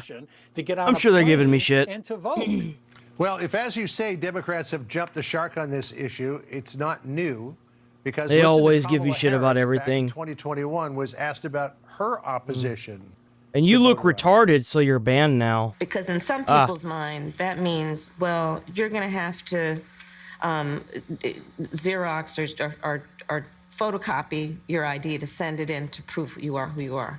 Well, there are a whole lot of people, especially people who live in rural communities, who don't. There's no Kinkos, there's no Office Max near them. I don't even know where to begin. Well, I don't see a problem with voter ID either. I think voter ID is a great idea. I seriously think it is. It's a great idea. Like, if you're a male in the U.S., you have to, whenever you turn 18, you have to sign up for the draft. It's something you have to do. Every male child has to do that in America. Why they don't do it to females, I'll never understand, but every male child has to sign up for a draft, and when you do that, you get the option. I think actually you either get the option or it's mandatory that it makes you sign up for voting as well. So, like, insulting to Americans. It's what you have to do. Why this is an 80-20 issue. It's just what we have to do, you know. What on earth are you talking about? But also keep in mind that the SAVE Act allows states to create systems, even for people whose name has changed, for example, the divorce, so that they can vote. But this idea that showing an ID is this insurmountable obstacle for many Democratic voters is just deeply insulting. Yeah, and we go back to 75% of black voters favor showing IDs. Yeah, that's true. For them, it's a 75-25 issue. For a lot of other people, it's that's what they fell back on before, was like, oh, but the black voters, the black people, and it's like, dude, you know that they're not retarded, right? They're normal Americans. Just because you want to put them in this weird fucking bubble doesn't mean that it's right. issue for Republicans. It's fucking weird, man. Professor is Every American has to have an ID. They usually end up getting one. Unless they're like, appreciate it. You know, thank you, John. Homeless or Sandra. Like, hell, I even think a lot of homeless people have IDs. I mean, the fucking things last for so long.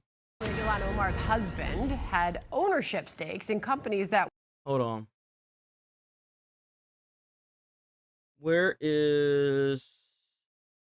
There we go. I do not like this lady. I do not like this woman one fucking bit. Massive fraud scandals have been rocking Minnesota for months now. Really years. It's just now we know all about them. Exactly. And fresh scrutiny is happening on one of the state's biggest political names while all that fraud is going on. Far-left Democrat Ilhan Omar is facing a House investigation involving her and her husband. You see, their financial fortunes have exploded in the last few years.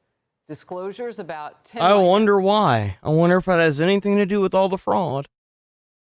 That's wine business have jumped from just Oh, 50 a wine business, by the way, that goes against her own religion. I'm not 100% sure what religion she is, but her religion says that you cannot partake or own the dispensary of wine, period. 1,000 to nearly 30 million a year. And by the way, her wine thing is fraud. It's not, it doesn't exist. They took down the site. They've been sued for it. Like, it's That wine must be delicious. it doesn't exist anymore. The site's gone. Rise. And you know what else is rising? Eyebrows. Mhm. Especially given Omar and her allies' long history of railing against wealth, profit, capitalism. We need to make sure. Oh, but I hate capitalism, even though I'm in the one country in the entire world where if you're in the 1% bracket, capitalism's the best thing. That we're holding special interests accountable, that we're getting money out of politics, that we are taxing the uber rich, right. That the 1% gets to pay their fair share. The only people who benefit from this bill are toy spaceship billionaires like Elon Musk and Donald Trump himself. You do realize that Elon Musk doesn't live in the U.S., right? He's got dual citizenship.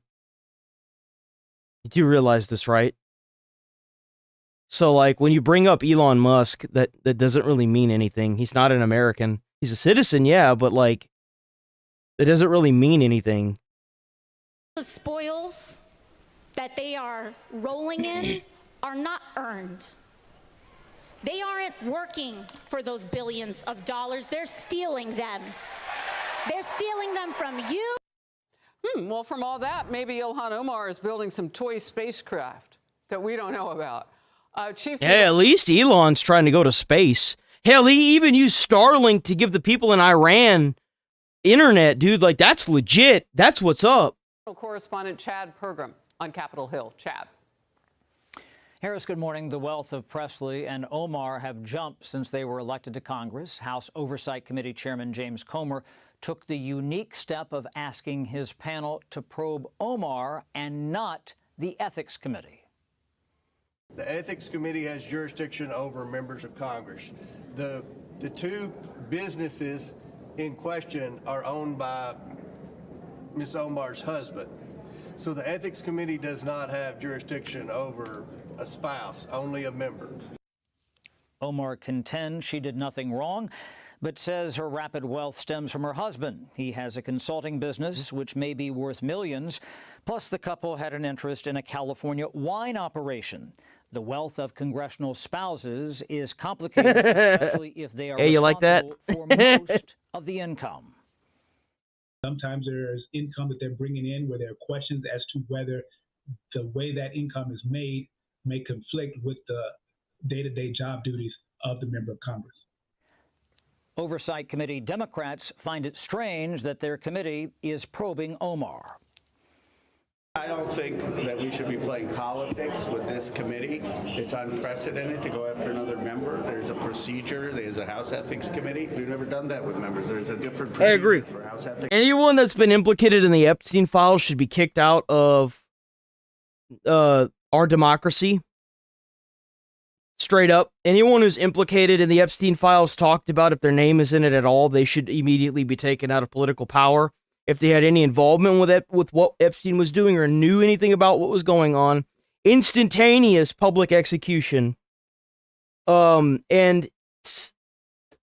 on top of that, anybody that's sitting here doing all this fraud in these states, if they get found out that they are sending money to a foreign country, that's treason. That's public execution. I don't want to see these people go to jail. I want to see these people get their heads lobbed off in public. That's what I want to see. Bring back the guillotine. Straight up. This is what happens when you get in a place of political power and you abuse it. You fuck up not only your own life because you got yourself done in, but you fuck up everyone else. For example, when Tim Walz was sitting there saying stupid shit in Minneapolis, he got 2 people killed by not saying that federal investigators, the ICE agents, are federal investigators. That's what they are. They're agents from the federal government. They're not the FBI. They enforce immigration. It's just a different branch. They're doing their job. And 2 people got killed instead of trying to defuse that situation. Which we have, so no, man. I don't want to see these people go to jail. I want to see public executions. If there were ever a time to bring back public executions, now's the time. Now, on the wine operation, one label was called Blockchain. It was described as featuring aromas of blackberry and baking spices. The sales pitch said you would not want to trade it even on the dark web. It sold for $7, Harris. You'd have to sell a lot of bottles to get to millions. Interesting. Chad, thank you. And focus now. Kaylee McGee-White, a Fox News contributor.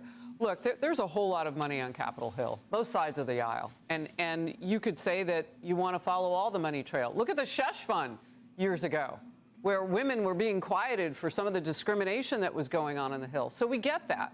This is a very specific case. Why is that?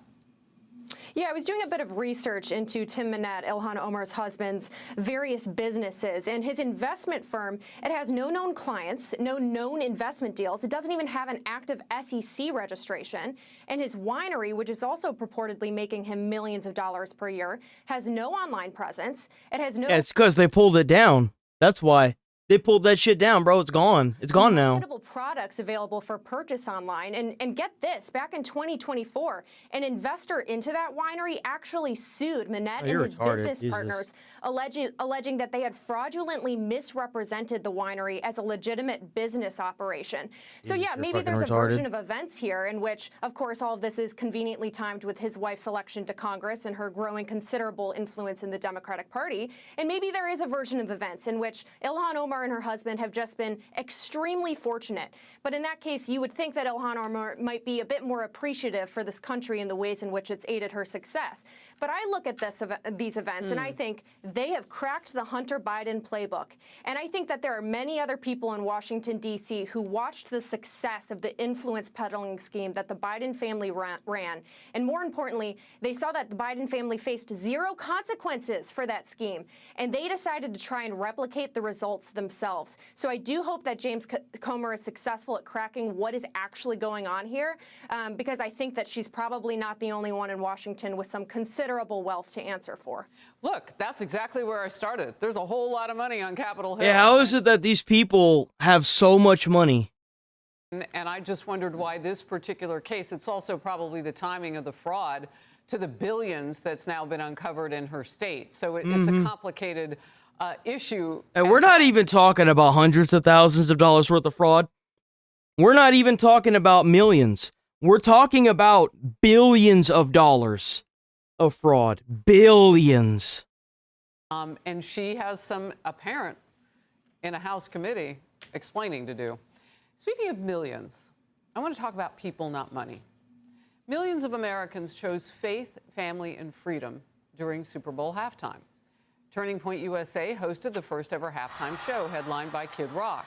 It racked up 5 million views on YouTube alone, 26 million total views across several platforms. That's what's up.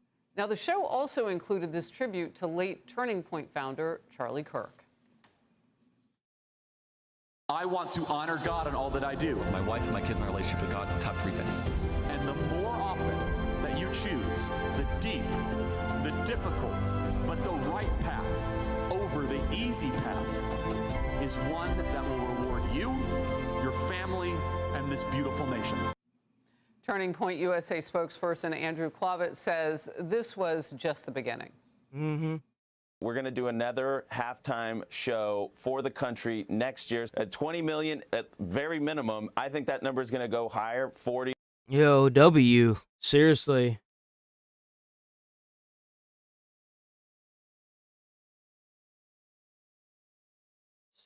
Nothing new. It will get testy. There we go. There we go. Eh.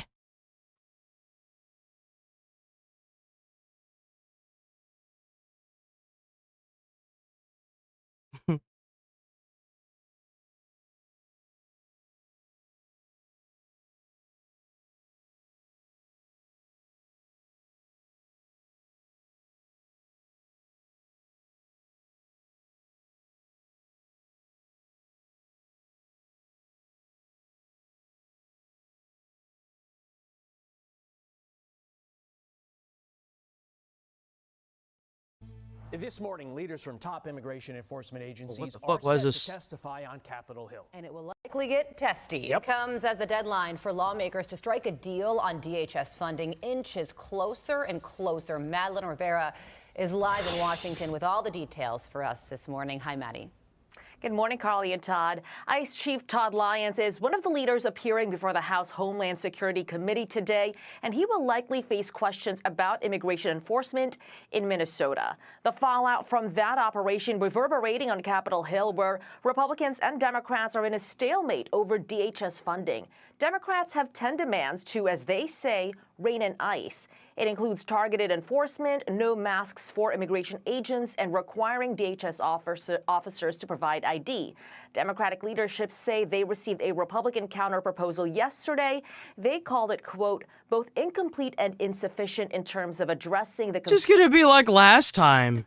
They're just not gonna they're not gonna give it to the demands, and they're eventually just gonna have to come to a deal. It's gonna be just like the government shutdown that happened last year in January. It's going to last for like, what, month, 2 months, 3 months? Concerns Americans have about ISIS lawless conduct. Democrats await additional detail and text. Republicans, though, say Democrats are the ones being unreasonable. If Democrats are serious about finding a solution here, they may need to find more time to bring these efforts to a productive conclusion. So the funding deadline is this Friday. You know, more time to find it? Like, how is it that this has been going on for a year now and you guys need more time? The fuck? What? That was a Democrat demand. They didn't want to fund TSA. They didn't. Man, this motherfucker looks like a demon, bro. What the fuck? That's scary looking, dude. Want to fund Secret Service. They don't want to fund FEMA. They don't want to fund any of those if they can also cut off funding to ICE. Separately, the Trump administration is celebrating a legal win for now after a federal appeals court in San Francisco granted a stay allowing the government to move forward with ending temporary protected status for immigrants from Nepal, Honduras, and Nicaragua.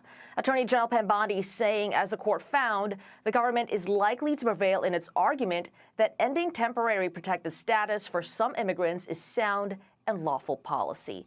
DHS has argued TPS protections were always intended to be temporary. Carly and Todd. I'm hearing the words incomplete and unreasonable when it comes to accusations being thrown around between the two sides. That's not a good place to be. Madeline Rivera live for us in Washington. Maddie, thank you. Let's bring in Texas Congressman Lance Gooden. Congressman, thank you so much for joining us. So just set the stage for us this morning and tell us about the agencies and services at risk if DHS does in fact shut down with no sign of reopening in sight. How does that impact all of us? Well, first of all, the ICE agency is not at risk. The big, beautiful bill that we passed last July fully funds and some the ICE operations that Democrats are. Damn, well, look at that. Looks like shit. It looks like Trump's big, beautiful bill, as odd as it is going to keep everything going for them. They're so angry about. So what they've done is put at risk the TSA funding. No one wants to go to the airport and have to wait hours to get on a plane. They put at risk the air traffic. TSA funding? What? Why the fuck is the government paying for like, what? You mean to tell me this someone like Boeing that makes all that? Bro, the CEO for Boeing makes $32 million a year. And you mean to tell me that our federal fundings are paying for that? That's retarded. Controllers that are showing up to work, but especially TSA. And you know what? I want to mention especially whenever the planes start dropping out of the fucking air like they did not last year, but the year before that. Because when we get to the airport, we see signs that say verbal abuse will not be tolerated. And so you go to the airport and everyone is on their best behavior. Why doesn't that standard apply to ICE agents who are enforcing the law, sometimes in a dangerous position on the streets? That's crazy to me that Democrats are standing against ICE. They're standing against law enforcement after so many years of all this talk that they're pro-law enforcement. But what you'll see if the DHS agency fails to get funded this week are long lines at the airport and no change to enforcement, which is why the White House is willing to work with Democrats in a reasonable way. Yeah, obviously. Anybody wants to hear. This one seems like an obvious. So, like, it's not really going to do anything to the Republican side of things. It looks like the Republicans are just going to keep doing the thing that they're doing. One, but you never know. Hope springs eternal. Damn, Trump had this shit lined up, bro. He used those 4 years.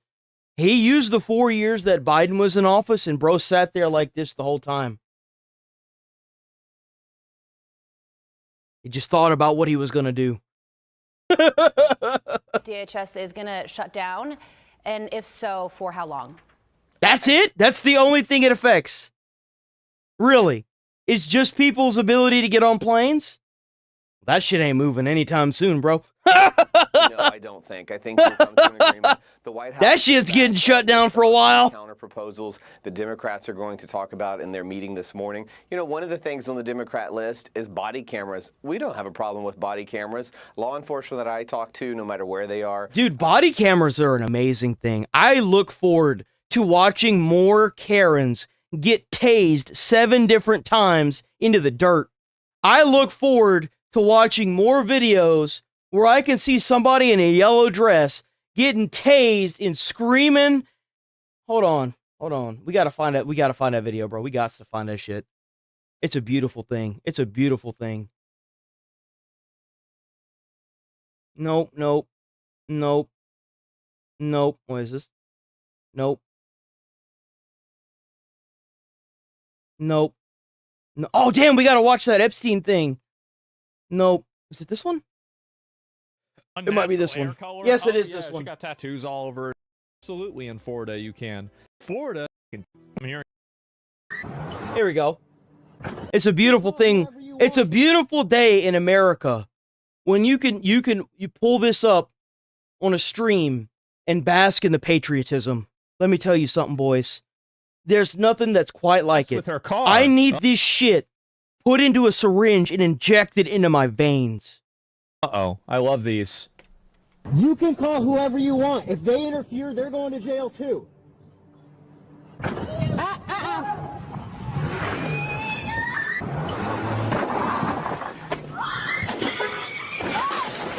of the fucking car! That's right. Get on your belly! Get on your...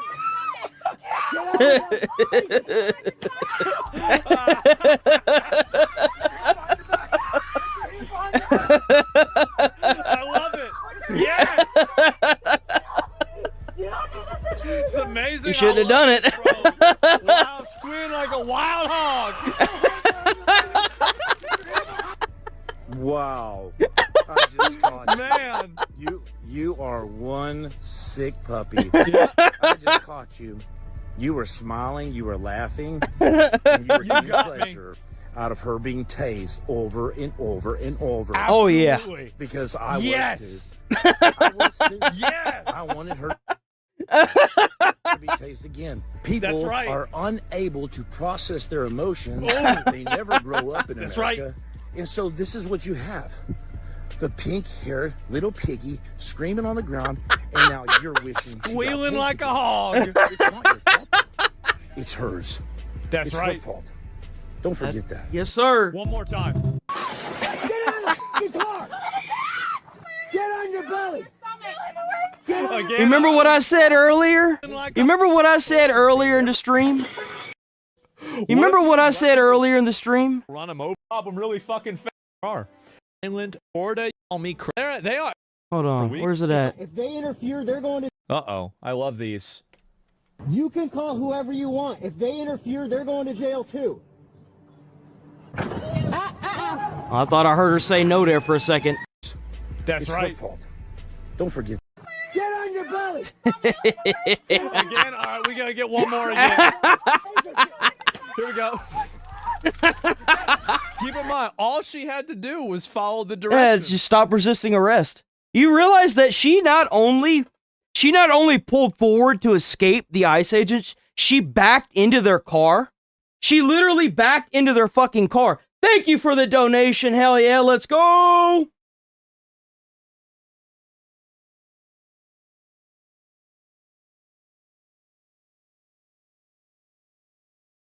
I think that's a great idea.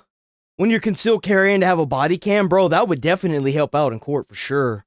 That's not a bad idea. I might invest in something. That's smart. Honestly, that's a good idea. Do what the fuck she's supposed to do. That's all she ever had. All she had to do was just follow the law. Well, not even follow the law. Look here. Check this out. Check this out. You don't even have to, well, you should follow the law. I recommend that you follow the law. You definitely save yourself the headache of being arrested. Let's say she did nothing wrong. Let's say we live in a world where she did nothing wrong. Do you really want a bunch of people around you with guns telling you to get out of your car? No, I definitely don't. But if they are, guess what my bitch ass is doing? I'm getting out of the fucking car. You know why? Because they have their guns already drawn. I don't. That's why. I don't want to die today. I want to live. Thank you. That's all for this public service announcement. Have a great day. That's all it was. And she didn't want to do that. And just don't resist arrest. Don't resist arrest. It's a cheat code to not being tased. Don't resist arrest and you won't get tased. Fucking stupid, man. I would love to have a damn. record of their enforcement actions. I'd love to see and have clear video of what these anarchists and protesters and insurrectionists are doing out there on the streets. I think body cameras would clear up quite a bit of questions, and Republicans don't have a problem with that. So there's one other thing that I want to ask you on the list of Democrat demands. It's on the top of the list. It would require that immigration officials obtain a warrant signed by a judge before entering a private home or business. Right now, agents only need Oh, that really works out for all the fucking lobotomites they have as judges in their fucking state, huh? You got these people bailing out pedos so that way they don't go into jail. You got them release. Here's what really kills me. So you got these people that want the ICE agents to get judge approval in their states. Yet, here's the best part. How convenient whenever you have all these judges in your state that are taking these people that are violent fucking criminals and re-releasing them back into their city. Of course they want the ICE agents to get a warrant. How better to rig the system in their favor? Duh.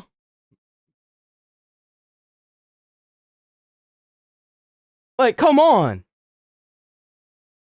Administrative warrant, which they can sign themselves. What would happen to ICE operations if Democrats get their way on this? And this one, They're not going to get their way.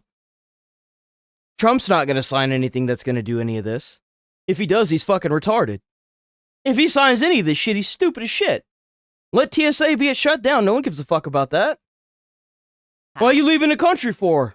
Like, well, I think they'd be slowed down, you know. Well, you don't necessarily have to be leaving. You could be going to another state, but are very concerned about freedoms, and we're very reluctant to say you can just storm into anyone's house. But I think if you have a warrant and you're pursuing someone, if they are hiding in a home, then that's a different story. But it's probable cause. Probable cause. Big surprise, the federal agents know the federal law. Like it's literally there. It's probable cause. If you this is the whole reason why it was such a pain in the ass before the police department in Minneapolis started helping the ICE agents. If you have a and this can be validated, whenever they broke into that, I'm having to go all the way back to the start just to explain how we got where we're at.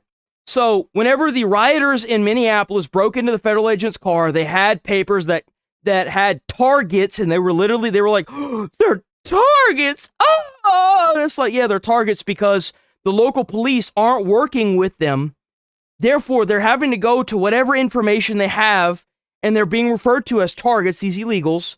They're going to their last known resident that the federal government has with probable cause, breaking into the door if nobody answers and trying to find these people. Now, with the local government helping them, they can have the last known residents, which is most likely going to be more recent because it's in the state they're fucking in, and they most likely have a recent conviction or arrest. So they have a location where they're usually housed. Now that all that information's solved, they don't have to do that. But how is it? God damn it. You have a warrant and you're pursuing someone, if they are hiding in a home, then that's a different story. But these are things that... Yeah, well, I mean, again, and now that they have the most recent location of these people, they can go directly to them, and with probable cause, if they see this person or they think there's somebody in there that looks like them, they can do whatever they need to do to get these people out. And it's like, they're not really breaking the law. It's that whenever you have a small government saying no to the big government, well, the big government's going to make the small government very miserable and give in to what the big government wants because the big government's the one that funds everything. And well, big surprise, that's what happened. And now that whole fiasco is over with, the ICE agents can do their job and get the fuck out of Minnesota.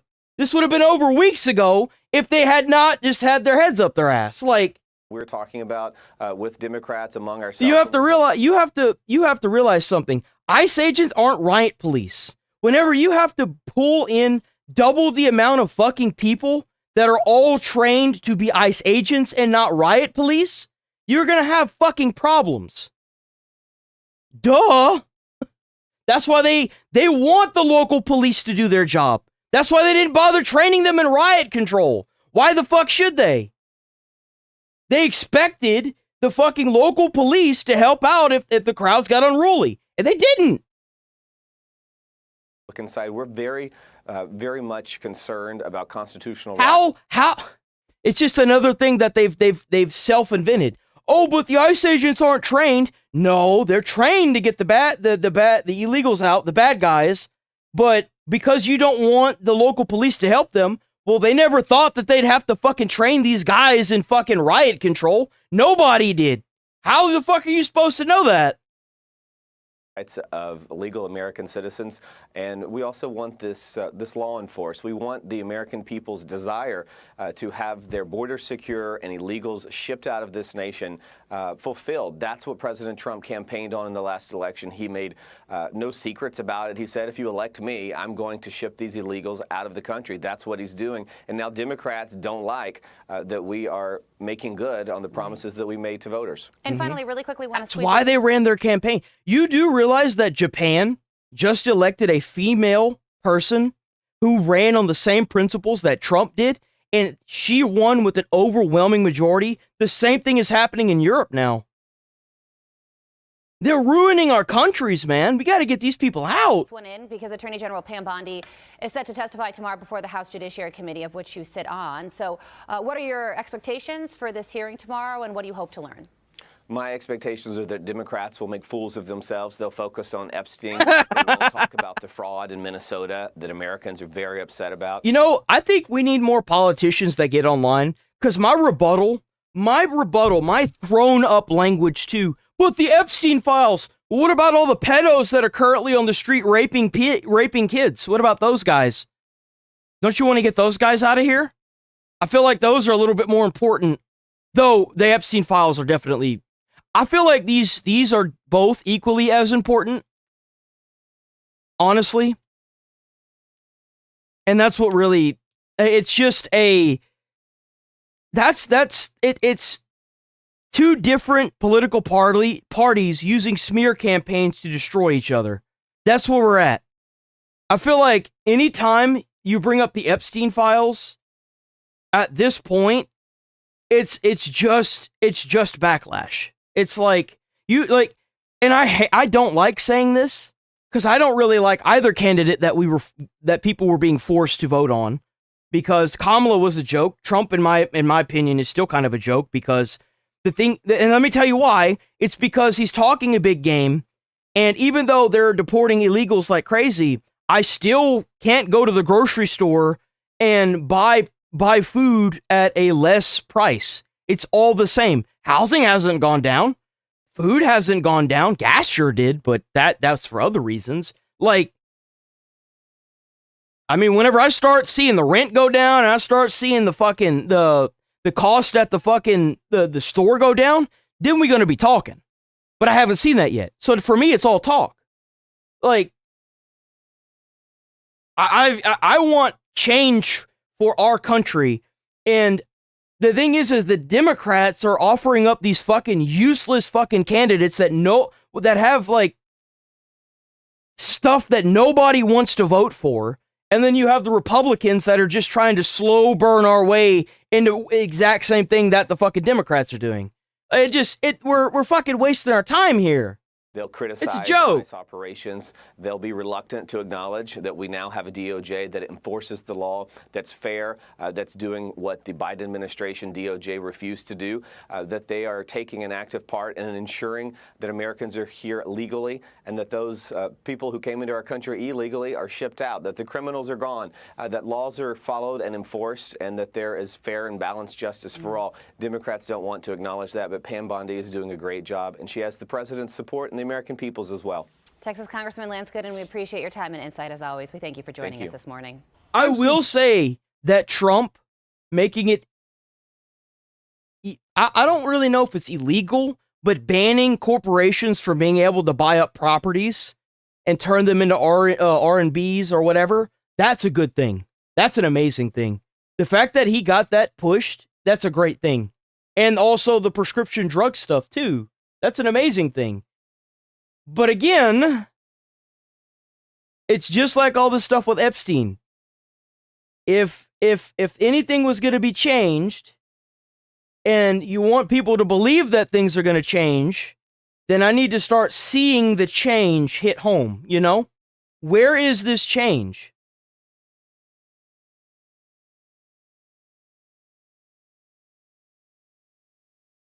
And people still talking about Emaru because she wants to remain apolitical. You see, this is the reason why they're failing miserably when it comes to the people in Minneapolis is... Pick me for incel. Whenever you want to stay apolitical or you just want to stay out of it, you immediately get harassed and targeted by these freaking schizos that want you to be on their side, and then what ends up happening is you radicalize them to the opposing side. And this is the reason why they're failing miserably and taking fat L's in Minneapolis. Let's be honest. Casey Tron calls Emaru a pick-me for incel freaks. It reminds me of whenever Amarath started This coming from the woman, by the way, that got sued by Ethan Klein and had to later apologize to... Like, she completely roached out. She ratted out, bro. She sold. She had to apologize to Asmund. She had to apologize to Ethan. She had to settle out of court because she's broke, allegedly. But she did have to settle out of court, and she did have to post apologies to Asmund and a few other people. She lost. Like, she lost big time. A cowboy hat. But keep this in mind. You retard. She's wearing a cowboy hat because she's been playing Red Dead Redemption. It just got remastered. She's a gamer, and she's also a, oh my god, a cosplayer. That's what Emaru does. She has no reason to talk about politics on stream. None. wearing a cowboy hat because she was playing Red Dead Redemption. Oh, that's a cowboy game, by the way. Yeah, she was wearing, because it was like, why are you so dumb? This is crazy. Oh, and also, like, in the clips that you see of her reacting to the video that got her sued, she actually did more marijuana hits than she did actual commentary of the video. Ethan did a really good job of showing that. So she's probably stoned out of her mind. Full Nazi, basically. Full Nazi. So staying apolitical makes you a Nazi. That's crazy. What?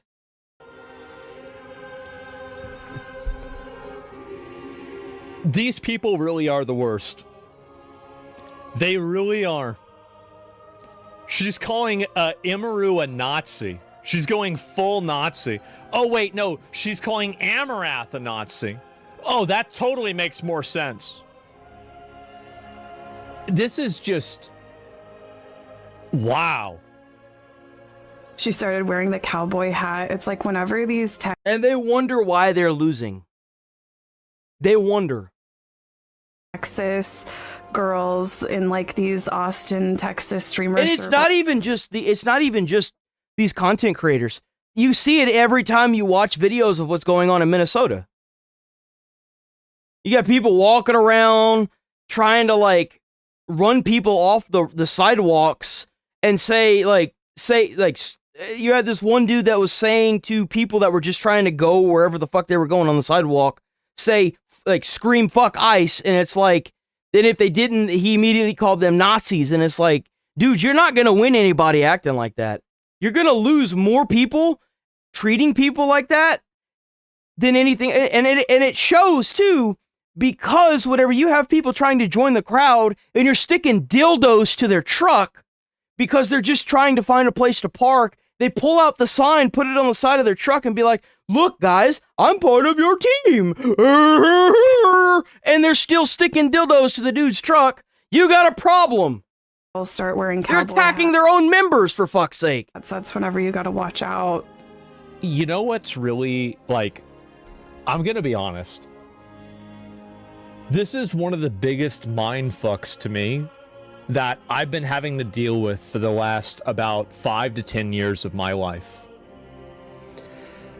I am watching the previous generation of e-girls and cool guys on the internet, like Casey Tron and Anthony Fantano, turn into boring, lame, middle-aged adults. I am watching e-girls turn into Karens. Like, this is the kind of stuff that, like, whenever you... Yeah, that's right, motherfucker. I'm an American, and I'm proud to be an American.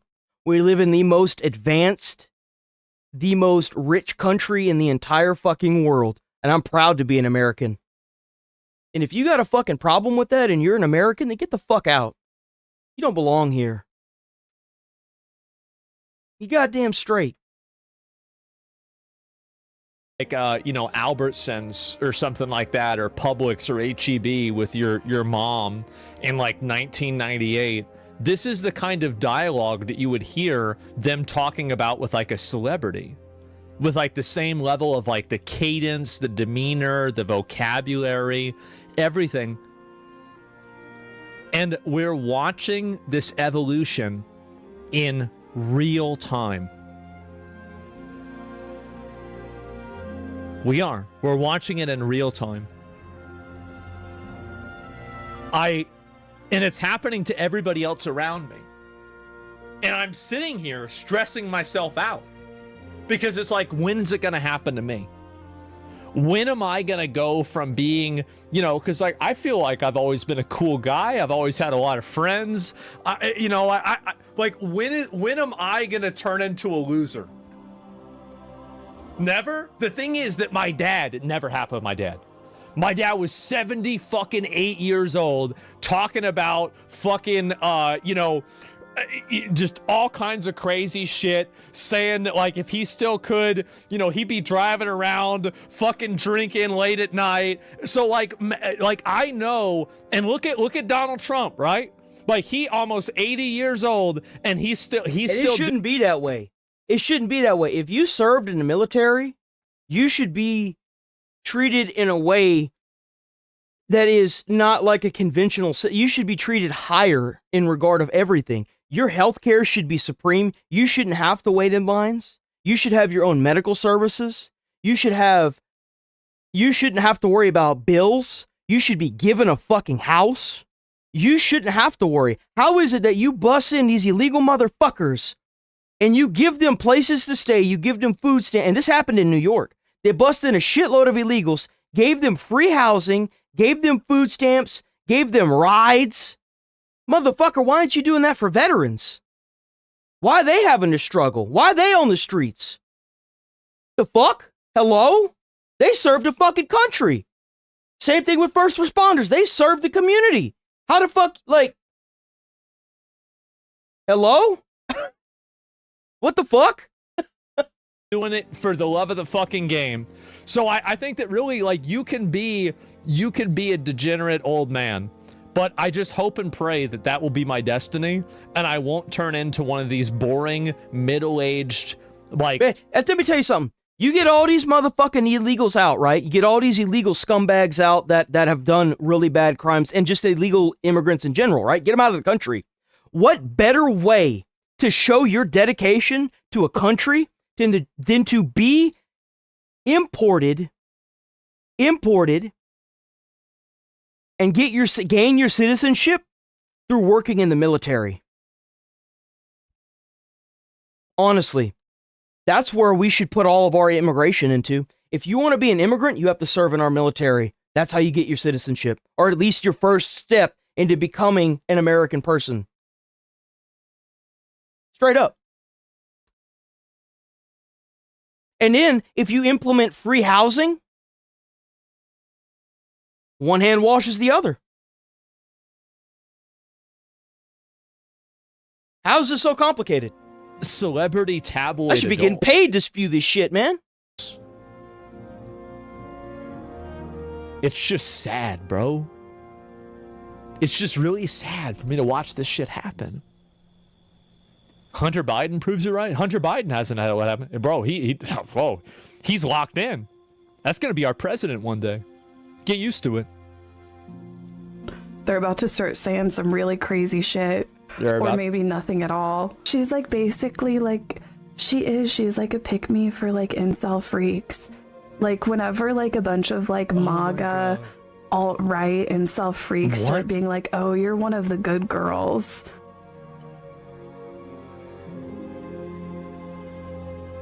What the fuck are you talking about?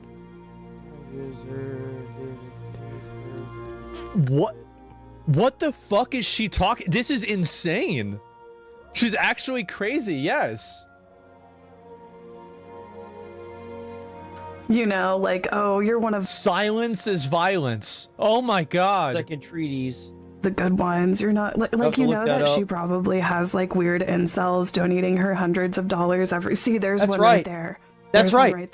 Exactly. That's why you do that. That's why you make them go into the military. If they want to come to America, they have to renounce citizenship to any other country. If you want to come to our country and serve in our politics, you shouldn't. You shouldn't be allowed to be in our politics if you came from a different country. How the fuck you come? You fled a country, came to our country. You don't even know, like, you didn't go through our education system. You didn't deal with all the stuff that we had to. You didn't have family members that died for our country in World War I and II. Why the fuck are you in our politics? How are you going to come from a different country and tell us what our Constitution says? Fuck out of here. And what better way to show your patriotism to a country and the want to be here than to serve in their military? Renounce your citizenship. If our country's so goddamn bad for you motherfuckers, then go back to your own country. Get the fuck out of here. Get out. You don't like it here? Then get the fuck out. trying to weaponize our own Constitution against us. You lose in that fight whether you want to or not. Nah, bro. They're donating her like hundreds of dollars every day, and they're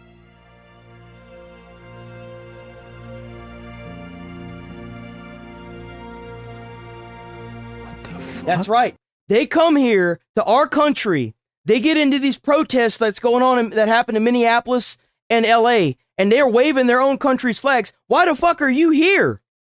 You burning our flag that my grandfather, my uncle, my fucking family members died for. What the fuck are you doing in our country, burning our flag, waving our flag upside down? But you got your fucking flag from your country that you had to run from because it's a shithole. What sense does that even make? Makes no fucking sense. If it's so fucking bad there, why did you run from it? Why are you waving your flag in a country you fled to get away from that country? How does that make any fucking sense? And you want to tell me there's not some form of paid protesting? Kiss my ass, man. She's jealous?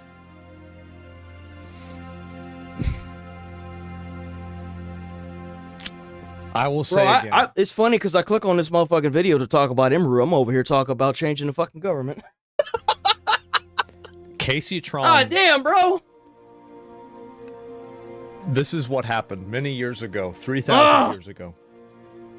Casey Tron was the premier top-level titty streamer on Twitch. You can go back to 2012. And let's be honest here. Just about every woman that's not a VTuber does this. At some point, they're going to lean into the incel theory. I guess that's what they want to call it. I mean, it's better than being called a Nazi, I guess. They're going to lean into that because they see all these other girls that are attractive that throw makeup on their face. And they're seeing all them get all these donations and shit. So they're going to hop on board of that. Of course. Right? I love seeing the amount of hypocrisy and hypocriticism, yes, that comes through on everyone's side. It's disgusting. You'll find videos of Casey Tron doing things that are infinitely more degrading, sexualized, and everything else than anything that any of the modern streamers are doing right now that are very popular, like Emeru. And do you know what happened to Casey Tron? My ex-girlfriend started streaming. And I gotta tell you guys, there is a number of reasons why Bro's trying to one-up everyone. See, people if you're wondering, this is a personal insult to Casey Tron. Years. He's talking about how his ex-girlfriend started streaming and, put her under. Sad. You are a failed e-girl. You tried to be an e-girl, and you lost in the free market of e-girls. Mm-hmm. They're just like, oh, you're one of the good girls. You're not like those other annoying American girls. 28 years old and still pulling the UWU. I'm small bean. I don't do politics. UWU like bitch. PLSICANT. Oh, man. It's because, like, in my opinion, it's all a facade to appeal to the worst. You do realize that you are a person that hovers around Hassan, right? And Hassan has openly stated multiple times that he's okay with the terrorist organization and that he supports what they do. Maybe your interests aren't really about Americans. Maybe your interests are very, very bad. You know? Anyone that hovers around somebody that advocates for terrorism, I tend not to like them very much, huh? They're not exactly what you'd call good people. Because what terrorists do is they actually shoot innocent citizens and act like the Gestapo, like what's going on in Iran. You see, if you really gave a shit about anything that has to do with Nazism or Gestapo, you would be protesting Iran, not ICE in Minneapolis. So there's one for you. Man. Or calling somebody online a fucking incel advocator or fucking calling them a Nazi if you really gave a shit about what's going on, but you don't. All of this, by the way, is off of an out of context clip that her saying that I don't want to talk about this because I'm not really a political person. I don't want to talk about it. Like, this is all. Well, that's the sad part, is you can do both, but they're picking one side of it. I don't see any, like, help Iran signs anywhere. I haven't seen that at all. I saw a lot of people protesting Venezuela. This is the amount of fan fiction that people like this can invent. And then I saw Venezuelans there anti-protesting, saying you're retarded. And then that ended. These are. But remember, boys, it's not paid protesting. Clearly. No, they capture Maduro at 3 a.m. in the morning on a Saturday, right? Or a Sunday. And they have signs by 7 a.m. Really high manufactured signs, mass-produced by 7 a.m. that morning. But remember, boys, there's no paid protesting whatsoever. None. Not a single bit. I ain't even saying it's all paid. You know there's obviously something going on. There's something going on. There's obviously something going on. Denim's post. What's this? Denim's post alleged Emaru Asmongold DMs amidst ICE feud. Oh God. You know what I find is really funny about this? You know what I could do? I could post Denim's real DMs in Destiny. It's not that it triggers me. Being called a Nazi is a disrespectful term to anybody who actually survived the Holocaust. It's disrespectful. You want to see what Nazism looks like? Look up all the experiments that they did on those fucking people. Look up the piles of wedding rings that they melted to fund their military-industrial complex.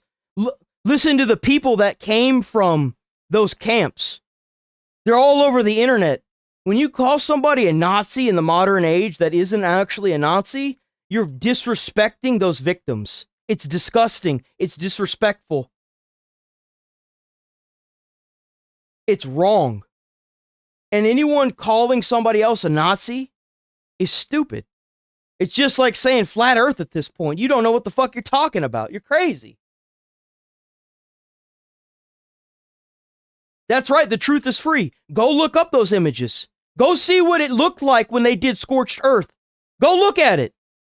You're going to see a bunch of people that look like walking corpses being ran to death, escaping the Americans because they're being held at gunpoint.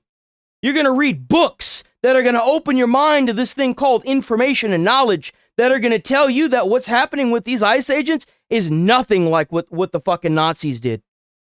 It's disrespectful, and you should be ashamed of yourself. Chat, asking to have sex with Destiny. You're sitting in here writing fan fiction. Don't make me tell the truth. Don't do that.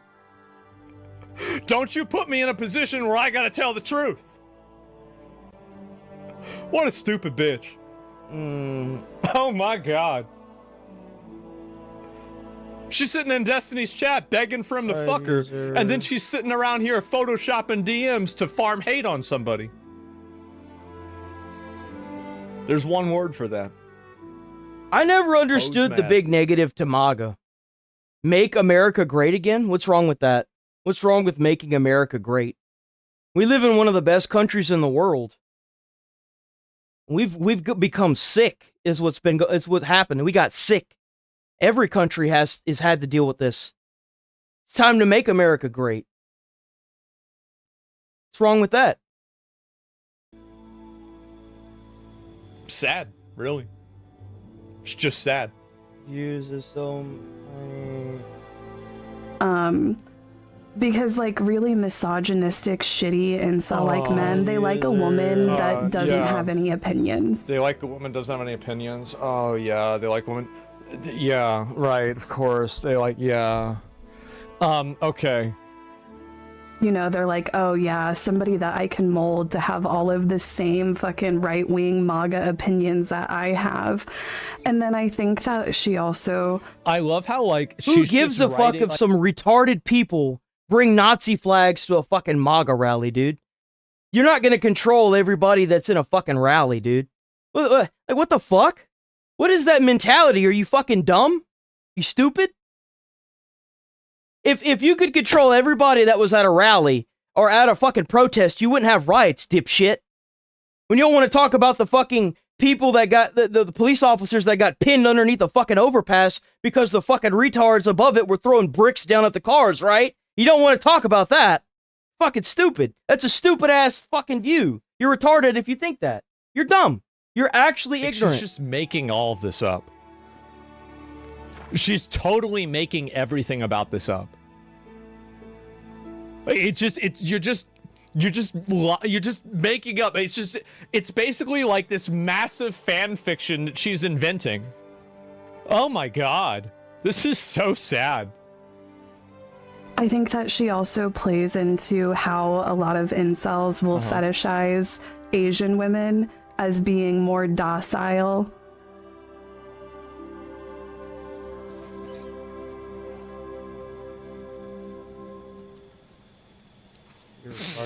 By the way, January 6th, there was a person that was shot and killed, but you dumb fucks don't want to fucking talk about that either, do you? Look it up.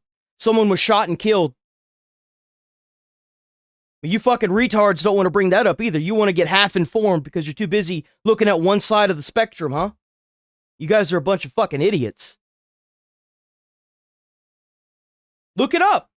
There was an Air Force veteran that got shot and killed on Jan 6th.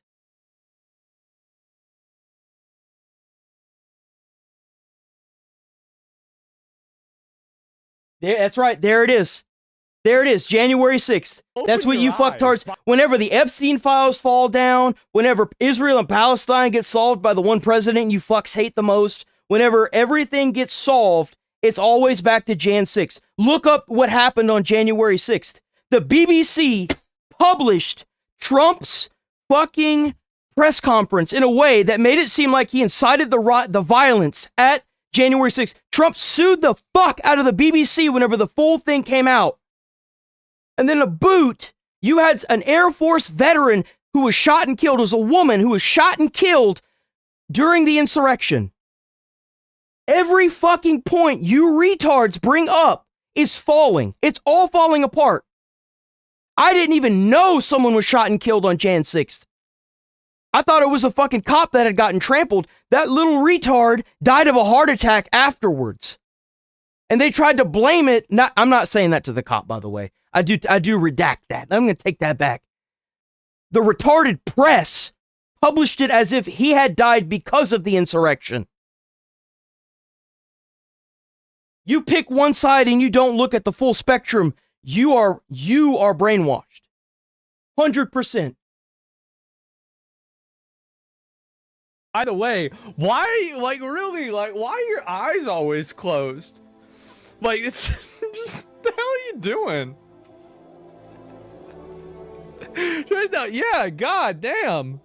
And none of you motherfuckers want to bring up Charlie Kirk or the two people that were shot and killed in the cells, right? We're gonna bring up, hold on, and we're gonna bring up a MAGA,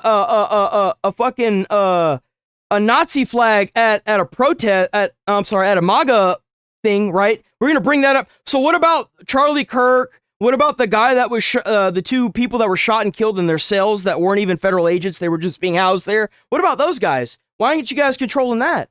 What happened there? Since that's the mentality here. Jesus, it's fucking brain dead, dude. I hope brain so, dead. That's she wrote this out. Than American women or like white women. Charlie Kirk was killed for exercising his real First Amendment right. That's why he was killed. And that's why 7 other people took his place. And you know what? If you kill any of those 7 more are going to take their place. You can't kill patriotism. People have fucking tried. And guess what? It doesn't work.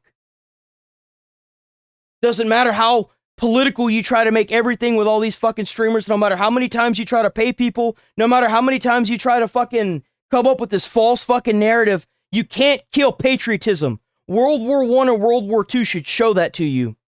No matter how much misinformation you put out there, it won't work. You know why? Because patriotism is freedom. That's why.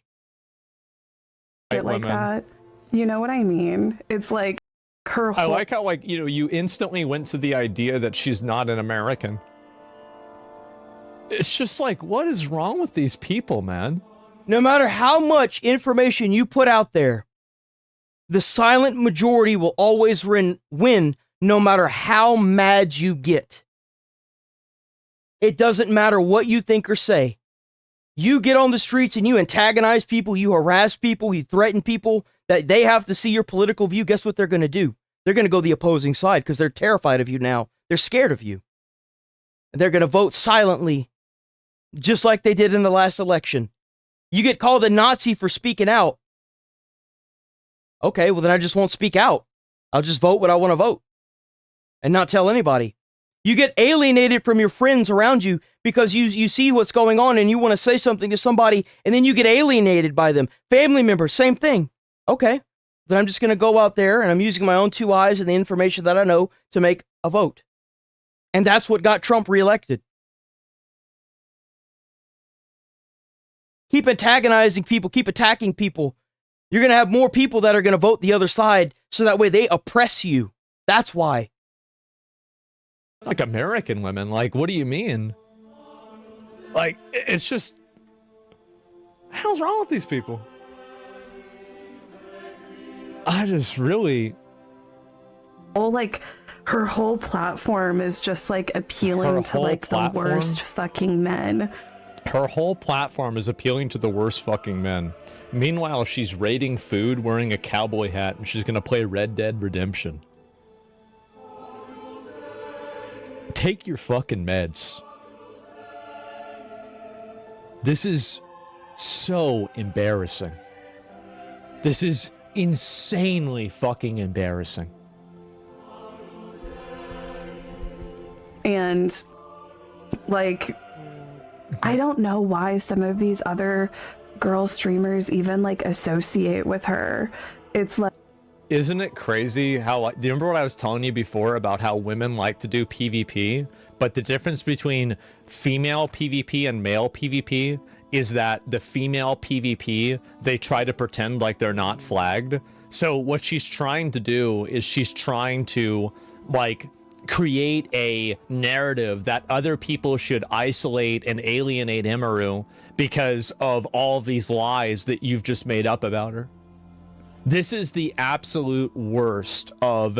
This is like, whenever people talk about toxic masculinity, this is toxic feminine behavior. It absolutely... So for the retard that said autistic rocking, you do realize that whenever you threaten somebody because of a mental disability, that just makes you out to be a fucking jackass. I have ADD, ADHD, and I have to take medication just to function daily for it. So, like, if I'm rocking in my chair, it's literally because I can't control that. I also have I have impulses too that I have to take. I have to take medication for all of this. Like, I'm going to attack you because you're mentally ill and everything you're saying is wrong because you're mentally ill. Well, if that's the case, then what? Like, what? Who gives a fuck? Like, come on, man. Like, if that's the case, then why did people all listen to the fucking wheelchair dude with whatever the fuck his name is? I can't think of his fucking name. The guy that was implicated on the Epstein Islands that's in the wheelchair. That he's a vegetable. Oh my god.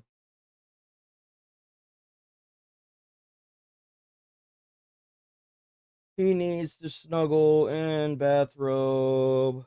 I was also a firefighter, you fucking lobotomite. I saved people's lives. What have you done for your country?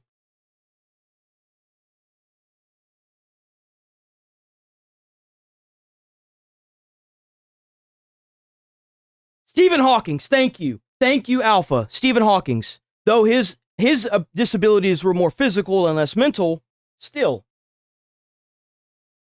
Thank you. Yep. Stephen Hawking. Bad Bunny sucks. I don't know about Bad Bunny. I read that in the chat. I don't know nothing about that. I heard that they had somebody that didn't even speak English at the Super Bowl. I watched the thing that had Eminem in it. I thought that shit was cool. I don't even know if it's for the Super Bowl, but I don't watch sports, man. I don't watch sports.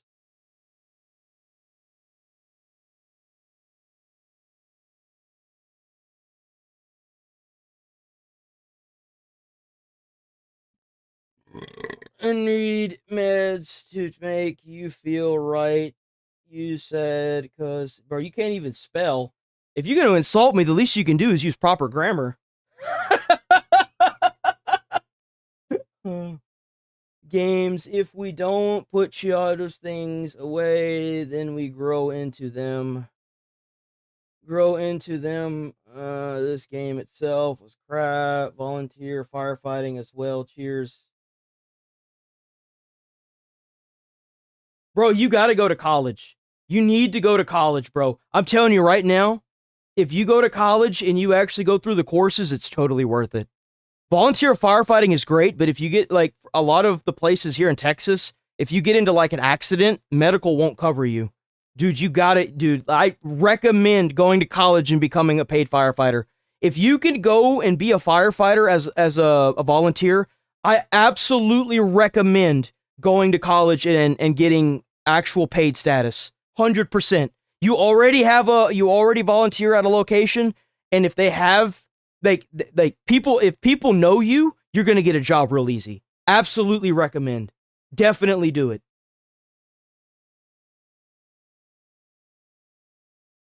Nobody. Da da da da da.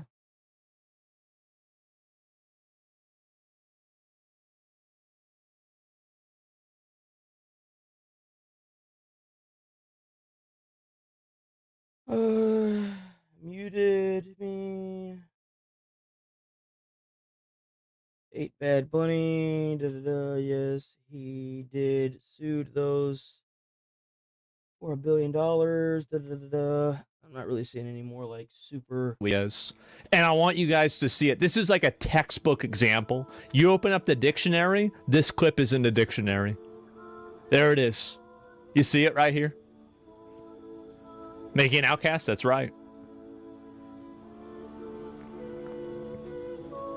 Like, you're just bringing over, like, her weird fucking incel viewers into your, you know what I mean? Weird incel viewers. Oh my god. Let's not forget that she, had a bunch of money donated to a women's charity, that she had, she donated money herself to the Alveus Sanctuary. Like, let's not talk about that at all. Let's just say that all of her viewers are weird incels. Jesus Christ. Isn't this weird? And then in my opinion, it's like she's not entertaining whatsoever. Oh, here we go. Here we go. Why are they watching her when they should be watching me? Of course. She's like, I would literally rather watch paint dry. Like, her only pull is really just like being like the e-girl to a bunch of fucking weird basement dwelling incels. Oh, she got her eyes open now whenever she's talking about appearance. Oh, now she's locked in. Oh, wait a minute. Oh, I'm awake now. I'm ready. Oh my god. Like, I'm sorry. And like I said, this is just my opinion. It's just her opinion. But yeah. It's just my opinion. I'm just going to participate in complete reputation destruction, compounding lies, and then advocate for other people not to communicate with you or ostracize you because of the compounding lies that I just invented in my own mind. She sucks. And I mean, like, I don't know. I think that this was a long time coming. I think the other thing that was just like, okay, is how she didn't say anything whenever it came to Tectone and Pinky Chew. Yeah. You know? I think that makes a lot of sense because, you know, as somebody who was a victim on public, you know, like publicly in front of everybody at TwitchCon of sexual assault, I'm sure it's because she actually supports it. Yeah, I think that makes a lot of sense. Of course. Duh.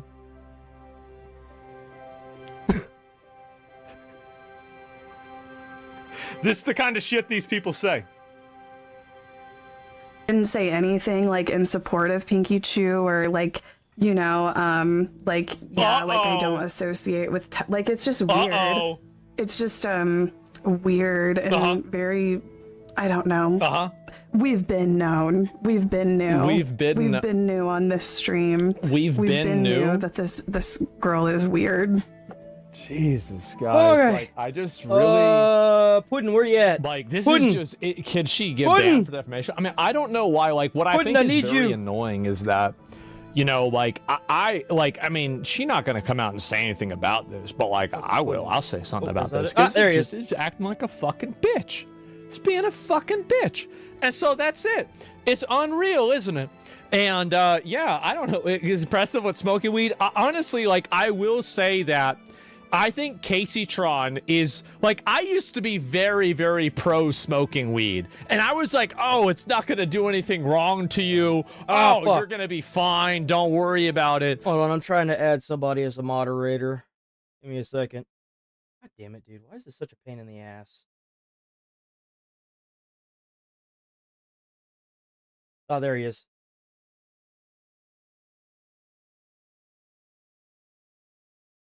Review and remove chat messages and hide or put users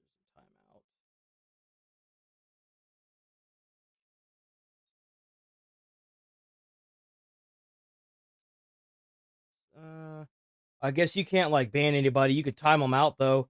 Then review and remove chat messages and hide or put users in timeout.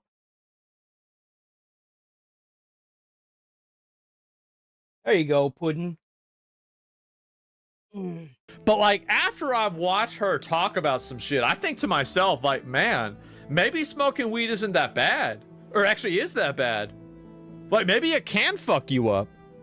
Like, that's it. And you have all these people going and talking shit like this, and it's just sad to see. We're doing a speed run for ad hominem attacks today. Nice. Yeah, it's really just such a nasty thing to say about a person. It really is. And just to go out and lie and just make shit up constantly. And it's really embarrassing. And don't blame the weed. How many prescriptions is she on? I don't know. But yeah, it's just really like the amount of harassment like this that happens, especially from people like her, is just fucking disgraceful. Absolutely disgraceful. These people should be ashamed of themselves. They really should. You're getting through to one? Yeah, no, legal immigration is fine. If you came here and you got citizenship the right way, dude, like, congrats, you made it. Like, but if you're illegal and you cross illegally and you do everything against what the country states, then... But that'll never happen. That'll never happen at all. So, yeah, and that's it. 10:43? Oh, shit, that it? Okay. Yeah, no. That's crazy, dude. That's just crazy to me. Do we get anything new from Fox? Anything new come up?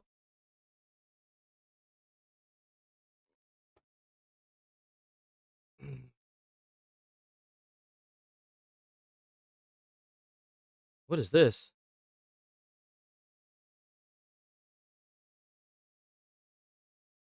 Hello. What is this? Today on Capitol Hill, let's look for this today. A congressional hearing examining potential... Yeah, how you got a sign like this? Someone obviously printed this shit out for you. Ain't no way, dude. Foreign influence on all these left-wing protests, including what's happening in Minneapolis. See, that's what I think. I think it's foreign influence. I genuinely think that there's foreign influence. Capitol Hill, let's look for this today. A congressional hearing examining potential foreign influence on all these left-wing protests. Yeah, no, there's no way, dude. Yeah, there's no way this shit isn't foreign. There's no way it's not influenced by, like, a different country. New report finds the Democratic Socialists of America, DSA, are echoing talking points similar to those used by U.S. adversaries undermining our country, like Russia, like China.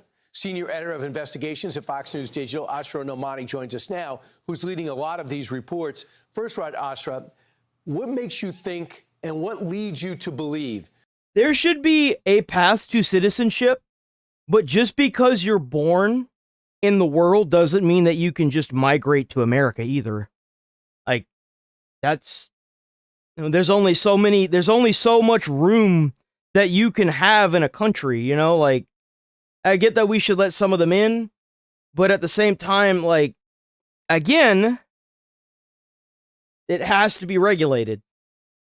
That there's foreign influence. We have to put American citizens, like, or citizens, like immigrant citizens that have become citizens, and Americans need to come first.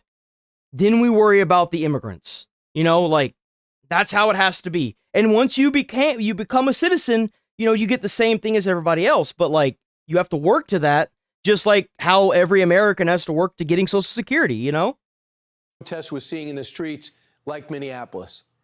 Well, it's been wonderful because at Fox News Digital, we've been combining traditional gumshoe reporting with high-tech tools that are out there to America, out of room, LOL. Have you seen population density of in other the United countries? States that have been? Well, I don't really care about the other countries. I care about America. I don't give a fuck about other countries. Why should I care about a non-American country? That's not my problem. I don't care about that. And Are you trying to emotionally manipulate me into giving a shit about a foreign? I don't give a fuck. Or a tech tycoon, we should say, that is based in Shanghai named Neville Roy Singham. And today is a day of reckoning for these far-left groups because at the House Ways and Means Committee, they're going to have a hearing on this phenomena called malign foreign influence.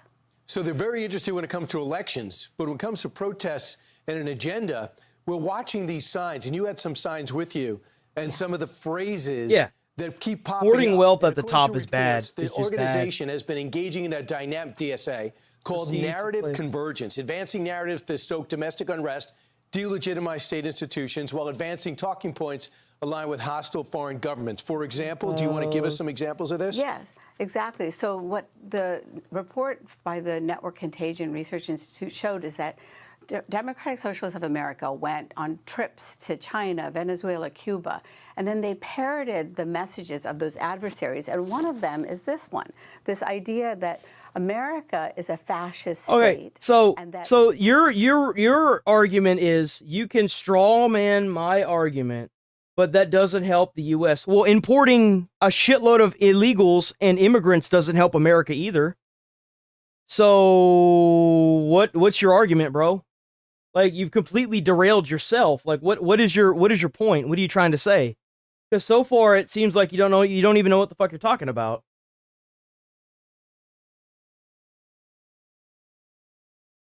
Like, how does importing a foreign person instead of giving that to a homeless person help America?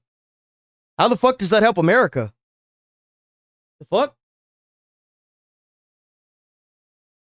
How? How does it hurt America? You can say it hurts America all you want, you just sound retarded, repeating the same thing over and over again. Saying it hurts America doesn't explain to me how it hurts America. And this is the reason why Charlie Kirk got killed, is because anytime you try to question these motherfuckers, their argument falls apart, and then they try to kill you because they know they're going to lose against you. It's sad.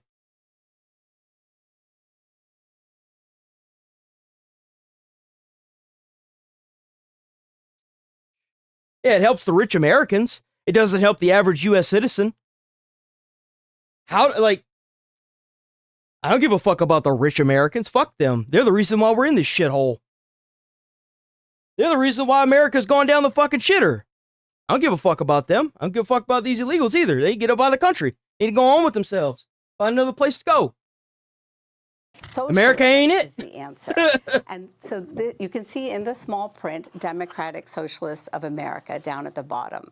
And they are very clear in their messaging. Yeah, that's an insta permaban right there, bro. We're not going to talk about Charlie Kirk and the aspect of him being assassinated because he got assassinated.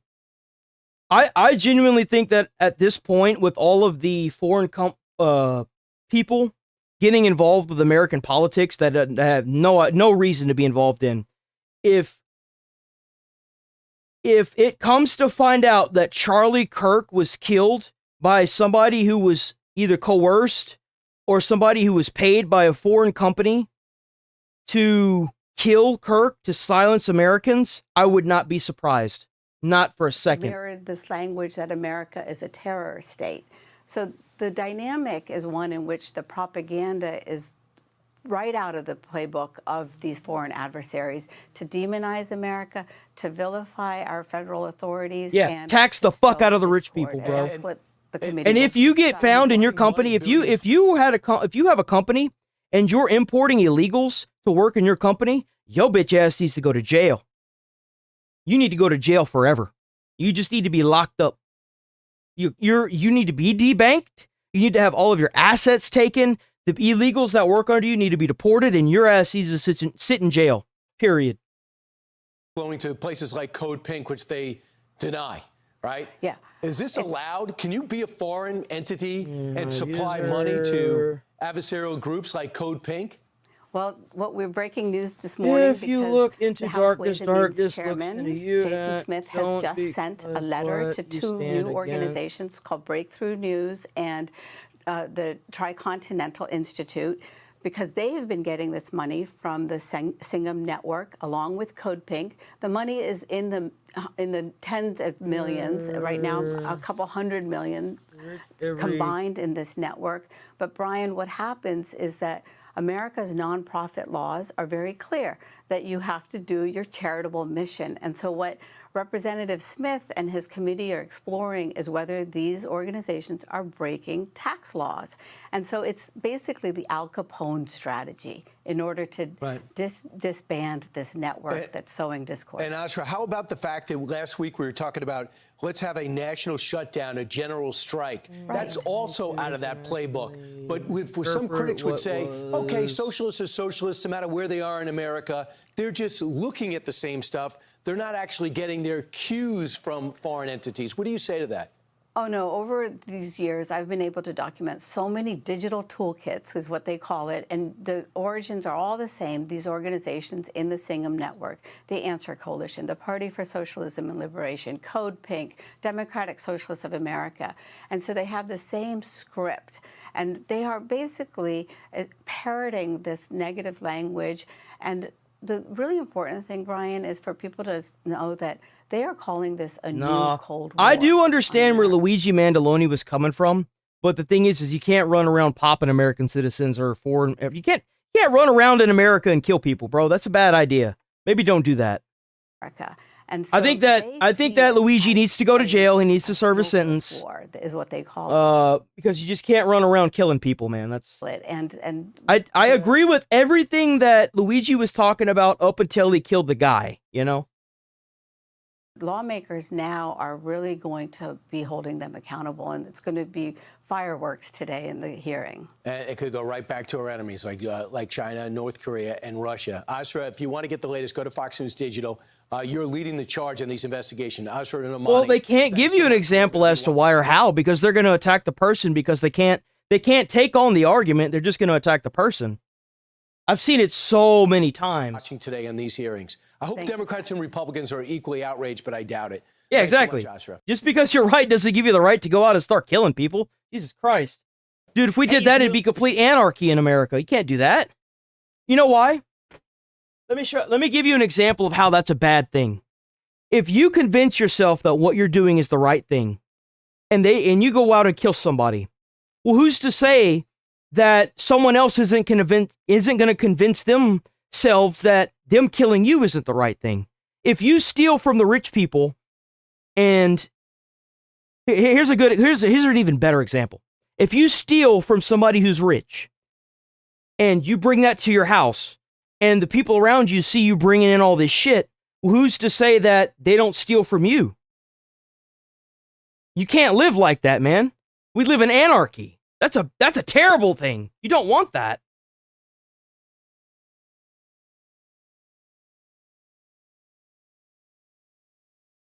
Software. What is this shit? Oh, pirate and more drama. We're not gonna watch that. What time is it?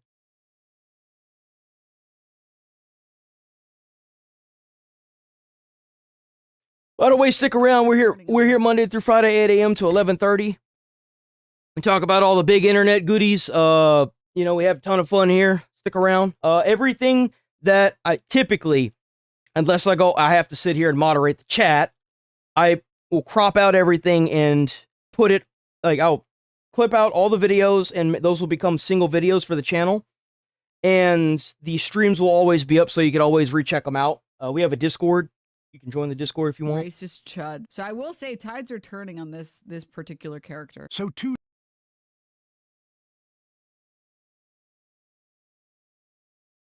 days ago, we covered Emiru getting cancelled for one of the stupidest reasons I've ever seen. All she said was this after being asked about ICE. If you need a streamer who doesn't even know anything about politics to tell you about politics, you probably just need to get off the internet. Like, hello? A hate Exactly. mob of more than 100,000 posts, millions of views. And now that people are finally... That video, that clip, that snippet got 30.1 million views. Mob of more than 100,000 posts, millions of views. And now that people are finally coming to their senses, this buffoon is still talking shit. Like, I think... She's also another person that's getting sued into the dirt by Ethan Klein. We'll see how that goes for her. Question in everyone's mind is, well, are you still friends with Asmongold? And people try to deflect that and say, oh, wait, everyone that you're ever friends with now needs to be disavowed? Yeah, I would hope so. Use his platform predominantly for spreading harassment against random people who don't deserve it. Absolutely. That guy that was in this video, that was an Antifa member, which, by the way, by the United States government, whether you want to say it's Trump or who the fuck ever, has been classified as a terrorist organization. Antifa has been classified a terrorist organization.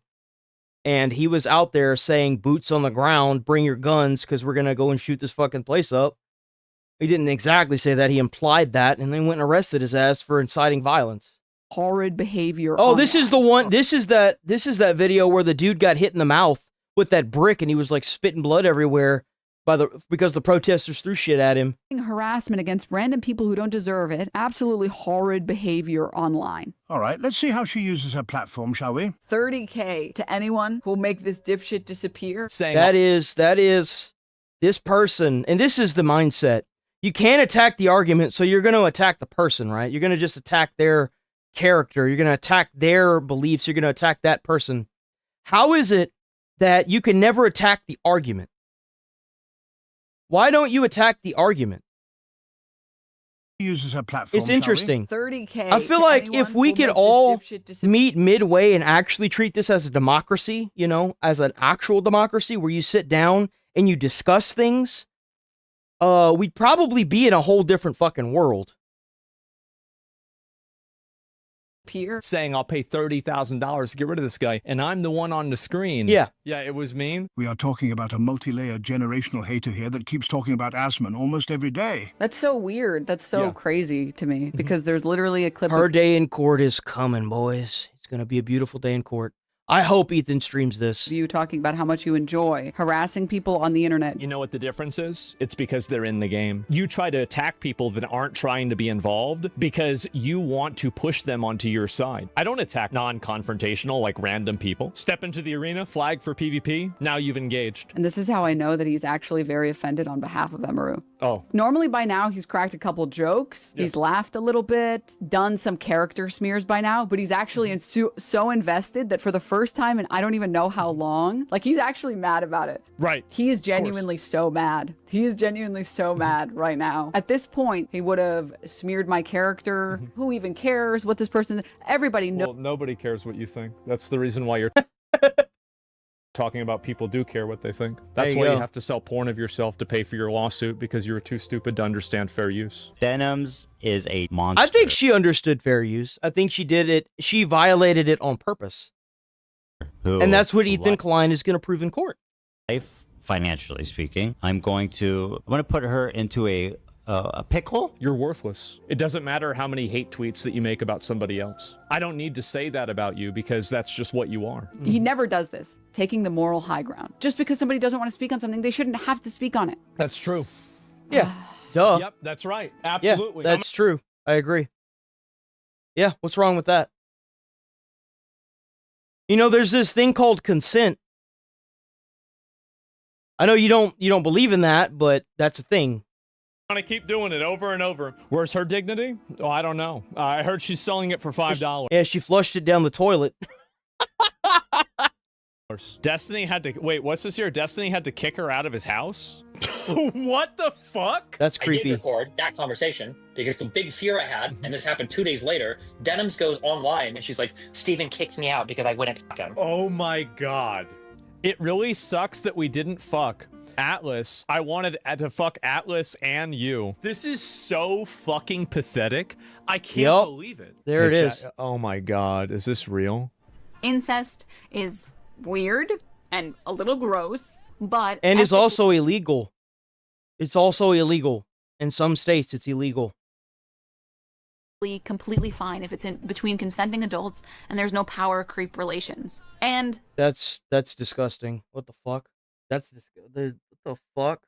the people in those relationships are not having children. I think if you remove those three factors, there's nothing ethically wrong with two consenting adults. Why do you take these people serious? Why would you ever take these people? Like, what the fuck? How have we come this far? How? Incest is How? Just how, man? Holy shit.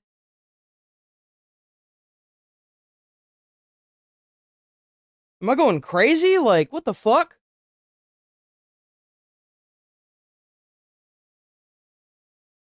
Racist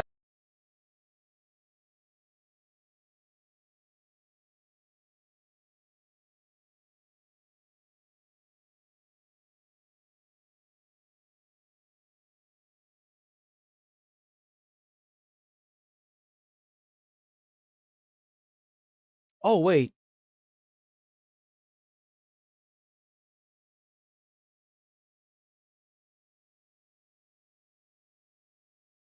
There we go. Last We know we gotta check out that boy Fleekazoid. Let's go. A truly horrible lore drop hit the world that completely changed the public's perception of the institutions we've come to respect. News so bad, Jay-Z had to flee the country. That's right, you know what I'm talking about. High Guard came out. High Guard is so bad, it made me jump out my window. Fortunately, I live on the first floor, so I walked back inside and uninstalled it. Then I left out my second floor window. This was a free game, by the way. They couldn't use the sorry-ass excuse that they gave. I love that everything these people have advocated for is falling apart. I just loved it. Everything, even in our government, is falling apart for them. Oh, but what about the Epstein files? Well, here's the Epstein files. Oh, what about Israel and Palestine? Here you go. Here's Israel and Palestine. Oh. That's where we're at. Like, oh, but Concord was, you had to pay $40 for Concord. Okay, well, here's effectively Concord 2, and it's free. Another dead game. It just goes to show the lack of creativity in this industry that 2 years after Concord's release, we're already remaking it. I'm not even done reviewing Concord 2 and Concord 3 just got announced. What the fuck? God damn, it's just one Concord after another. Yeah, they fucked up that new, it was supposed to be an MMO that was built with, like, the Horizon engine, like the Horizon Zero Dawn engine, and they wokeified the fuck out of that shit, dude. I don't know what they were thinking. Horizon This is the characters. These are the characters in the game now. And we're the racist ones? Come on! Can't wait for Horizon Zero Salads. Horizon Forbidden Treadmill coming soon. But enough of that, Concord. We're talking about this Concord. The devs maintained radio silence before launch. They should have kept radio silence. Don't even drop the game. Just keep going and never look back. This game's like the buzzing sound in Kingsman. I play it and I want to throw a shake weight at a hippie. People are complaining that many of the reviews were left by people How's it going, with less than Allison? 2 hours. If you have more than 2 hours in this game, you are worse than a scooter rider. My favorite part about this whole thing was them calling it a new breed of shooter before announcing that it was every fucking shooter. Hey, here's a new breed of dog. It's called a golden retriever. Get the fuck out of here. Getting serious here, having 6 or 7 minutes into High Guard, I now have more playtime than 80% of the reviews. So speaking with that seniority... Well, like, I love that they were trying to say that the game was getting review bombed, and you would click on the profiles of the people that, you know, left a bad review, and they had, like, maybe 30 minutes to an hour. That's about how long it takes to how long it takes to play one match. One match in this game. You understand that there is only one type of match playstyle in this whole game. And it's so fucking boring. If you played, it doesn't even matter what map you're on. If you play one match, you've pretty much played the whole fucking game. There's no team deathmatch. There's no capture the flag. There's no king of the hill. There's nothing. It's just this one match, and that's it. If you play, at most it takes you like 30 minutes to get through the tutorial, play the one match, and then close the game out and uninstall it, because that's what most people did. When they realized that there was only one match in this whole game, that's what most people did, and they left a shit review. Fucking sucks. What is there to play in the game, dude? There's nothing to do in the game. Highguard is a generic game in a saturated market. Games can succeed in a saturated market, but the incumbent has to fuck up, and the other guy has to understand what hole he's filling. Fellas, that's right. Arc Raiders is Tarkov for VR chat players. Marvel Rivals is for people that are tired of looking at Overwatch porn. Highguard is a nothing for no one. They say they made something we've never seen. I see it right there. And there, Apex. and there. Yep. It's an arena shooter with resource gathering. Team deathmatch. Well, the only reason why Apex took off the way it did is because it was the first one that was like Concord. I mean, like, look at the characters in it. Battle Royale looting and Rainbow Six defense tactics, but all the prep time doesn't matter. This is like taking chlamydia, AIDS, and herpes, mixing it into a jar and drinking it. Why am I fighting 3 people on a map the size of Bulgaria? People say the new 5v5 mode fixes it. Now I'm just worried we won't be able to fill out a lobby in a few months. My biggest gripe... The last time that it was pulled up, I think this game had like 5,000 players. That was it. About this game is that it's boring. I don't want to play it anymore. If I had to take it from a kindergarten level to a 3rd grade level, they don't want me to shoot people in my hero shooter. There's big maps, few enemies, long spawn times, long run times, long TTK, looting to get gear, farming to get good gear, waiting to capture the flag, waiting for the siege, waiting for Daw to get his fat ass over here. If you think it's bad for you, imagine how your teammates are holding up. ADHD diagnoses are at all-time highs. Imagine if you were on the point in Overwatch and your teammate was off farming for a diamond fucking pickaxe. Well, you don't have to. That's Highguard. Before you say, get good, I'm going to get a better game. Yeah, exactly. Like, why would you want to be good at a game where there's nothing to do in it? There's literally nothing to do in the game. Called Overwatch just came out, and it looks pretty interesting. Much more promising than Overwatch 2. And you know what that game has? Heroes that actually play differently. And Rivals, Wolverine thrashes people with all 4 inches. Spider-Man goos people up. And Visigow claps them with a round rumpus. Here, we're all just dumpster divers looking for a less shitty gun. Okay, fine, you have abilities, so I take that back. Every 5 minutes you get to remember who you're playing as, then you remember what they look like, and you get sad. Greek philosopher Janet Jackson once said, you don't know what you got till it's gone. That's right. I'm sorry, baby. I didn't realize what we had together. Developers these days have 2 modes. Boardroom approved and Lovecraftian horror. I love that after they announced this game at the Game Awards, that they completely went silent when they saw the backlash. They completely dropped off the grid until the game came out again. Until the game, like, actually fully came out. It's a beautiful thing. Characters were practically cartoons. Steroid Man. Great ass. Prestige Salad Dodger. You look at them, you get harder than Daw at an all-you-can-eat buffet. This is just Hero Shooter Avowed. Oh, there you are, Daw. Hey, I saw your mother the other day. I guess nothing runs in your family. You and your mama so fat, they had to put you in separate games. Damn. You wouldn't fit in the same game. I'm sorry, just get out of here, you salad dodger. Yeah, that kind of does look like the child, doesn't it? Catch up to you later. Shouldn't take long. Now all this can be forgiven if the gameplay was good, but is it? Hell no. The gunplay is impactless and the time to kill is longer than Avatar 3. But hey, maybe I'm getting too negative. Let me see if a Steam review can convince me to give the game another shot. This one looks insightful. Geoff Keighley slept with Miss Piggy so we could play this game. Thumbs up. Except most people can't play this game because the game can't fucking run. Even DSL 2.3 can't save this game's performance. You got people crashing out of the tutorial. Just as a the best thing that can happen to you in regards to this game is that you download it and you install it, whichever you're on. You go to boot it up and it crashes. That's the best thing that could happen for you.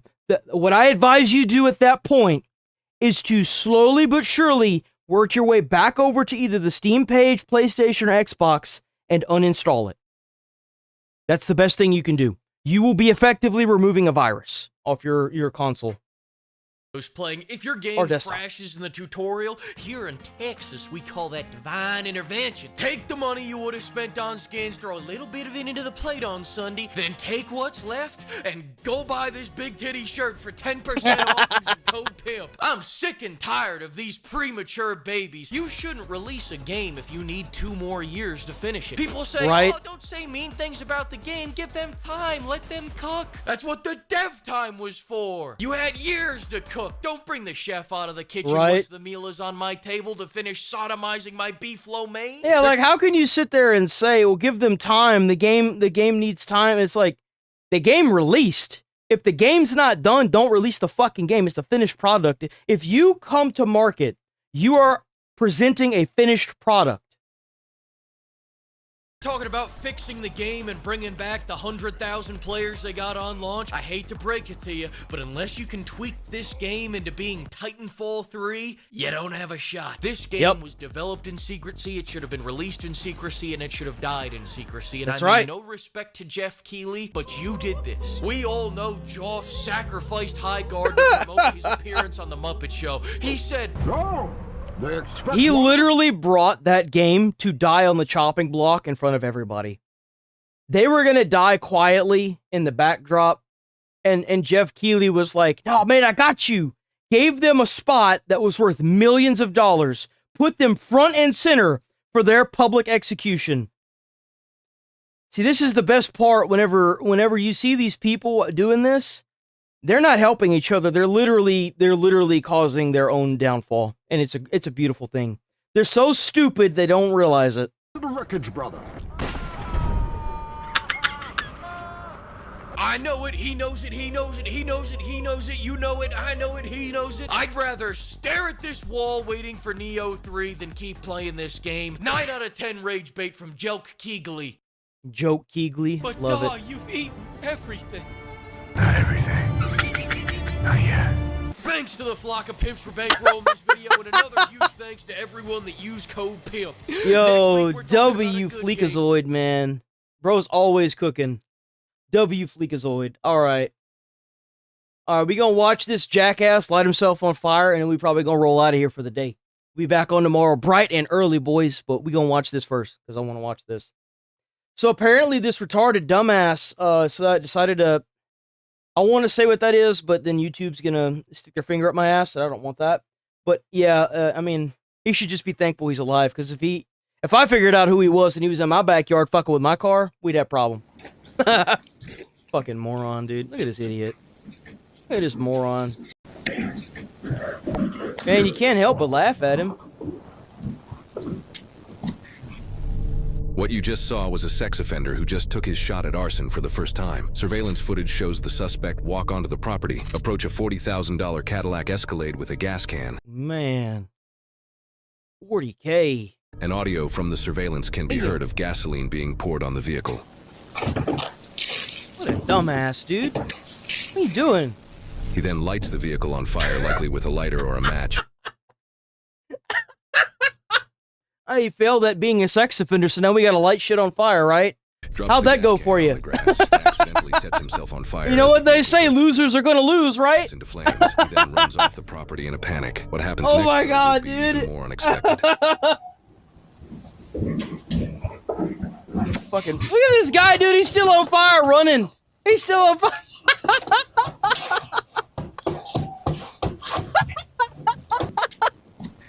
Yo, how do you fuck up this bad, bro? I can't even put it out. Oh, God.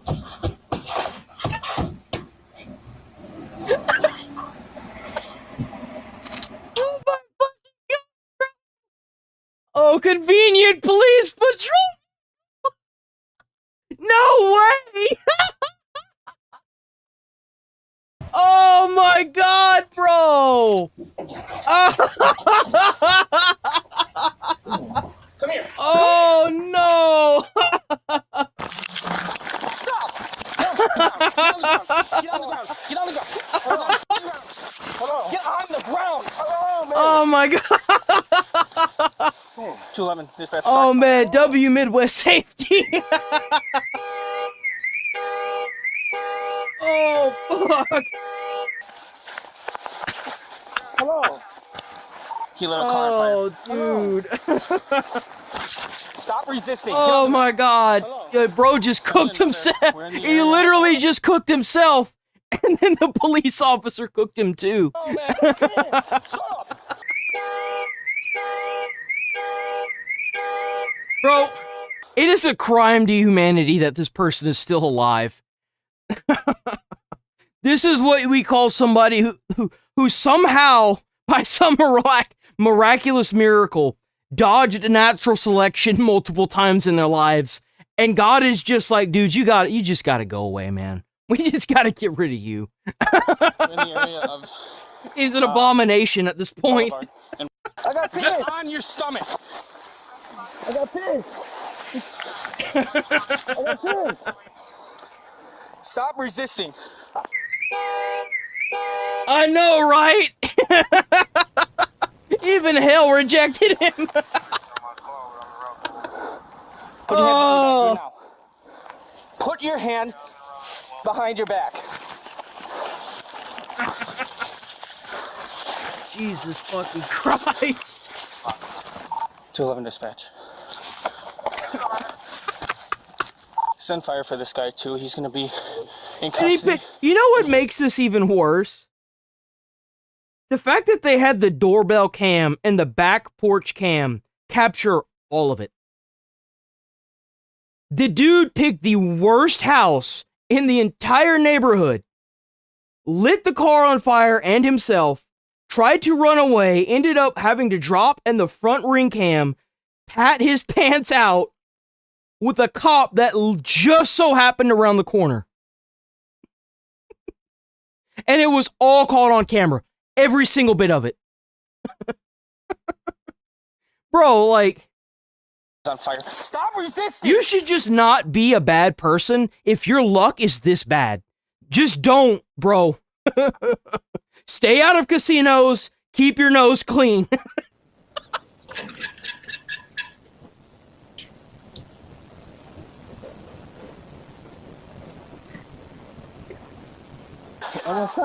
Stop f***ing resisting. Oh, man.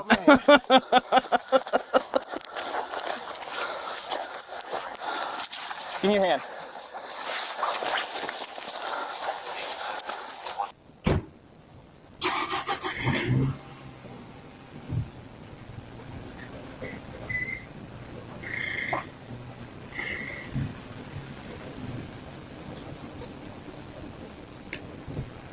Damn, that sucks. That really sucks, man. That car is gone. Car on fire in the area of.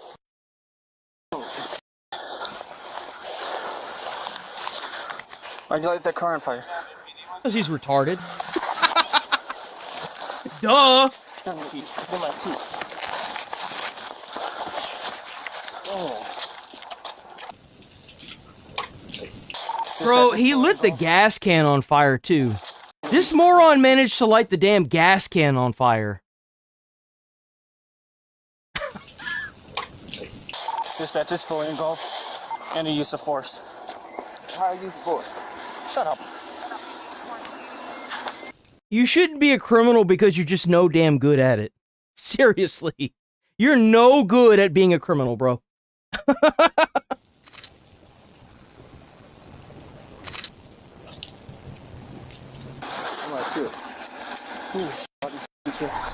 In arson cases, potato chips are sometimes used as fire starters, which could be why the suspect mentions he has chips on him. However, since this is his first documented arson case, he could have just been hungry. No way, dude. You mean to tell me that even if this dude... Oh my god. So if he had gotten stopped... You know it... Which you know he would have been stopped because he's a black dude. You know he was going to get stopped. So if he managed to get out of the neighborhood, you know for a fact that they would have solved the potato chips at the scene. They would have found this black dude walking around.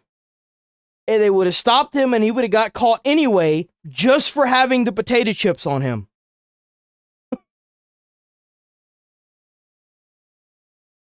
I can't, there is no helping somebody like this. There's no helping this person.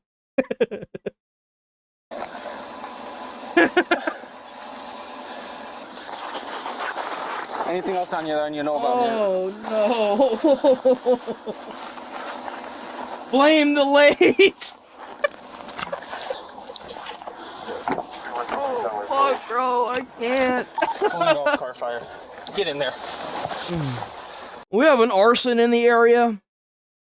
Sir, could you come over here? Why? It's because you're black. Get over here. Anyway, do you have potato chips on you? Move your feet. Oh, man. Jesus.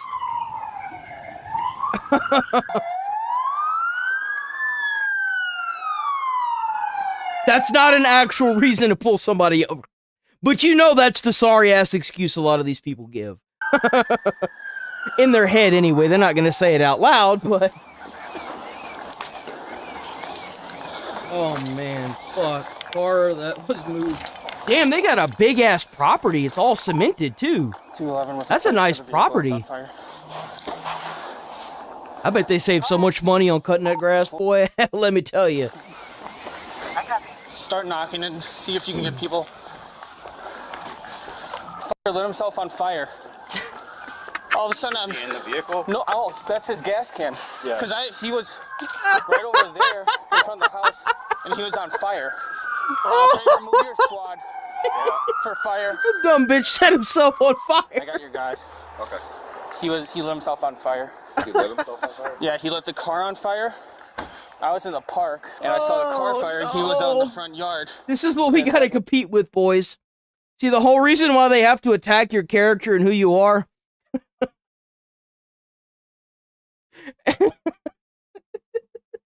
is because they don't have any other kind of argument. They know they're gonna lose that shit if they try. It's on fire. Oh my god, dude. I'm dying. Parked. I'm dead, bro. Came in, but I didn't see anybody come out. Oh, dude. What? Is he screaming? What's he fucking screaming for? What? Shut up. Yo, the cop is like, nah, dude, not tonight.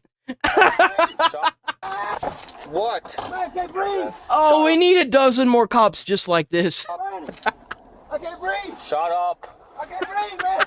I can't breathe. I ain't breathing.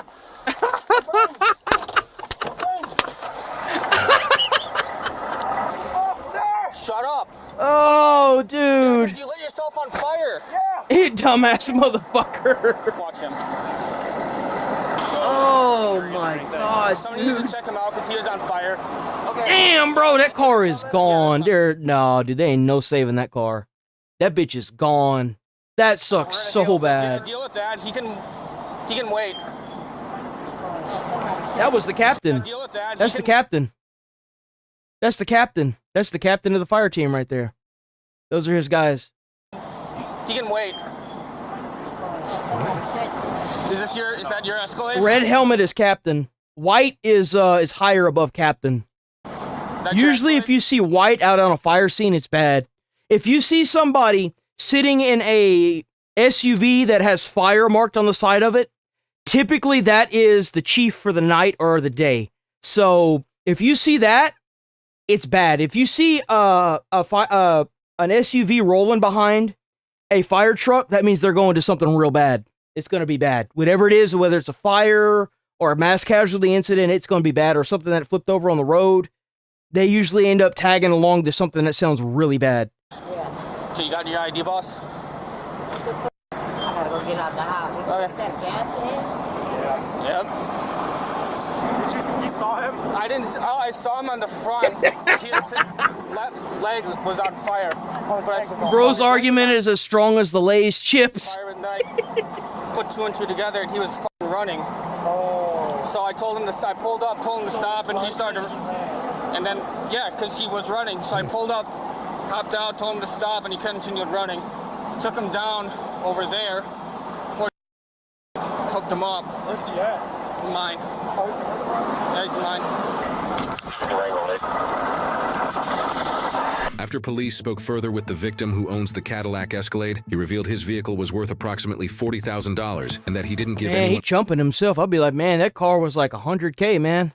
Yeah, I hate that, you know, yeah, that was $100K. Bro, where you get a Cadillac? Don't ask those questions, man. Don't do that. It was $100K. ...permission to set his car on fire. He also said that he doesn't know who the suspect... I don't think anyone would give anybody permission to set their car on fire. The Escalade was worth approximately $40,000. Mr. Blank said that he didn't give anyone permission to set his car on fire. Oh my God. The suspect, Stephen, has a wide range of criminal history, including Bro, being why you let these people keep getting out? a sex offender and not registering himself as one, domestic battery, soliciting a child for and tampering with a GPS device, while he had never had any history of committing arson. For this case, he was charged with felony arson of a property other than a building, felony bail jumping, and resisting obstructing. After pleading guilty to all 3 charges, he was sentenced to 2 years. He's not even... That's it for 2 years, bro.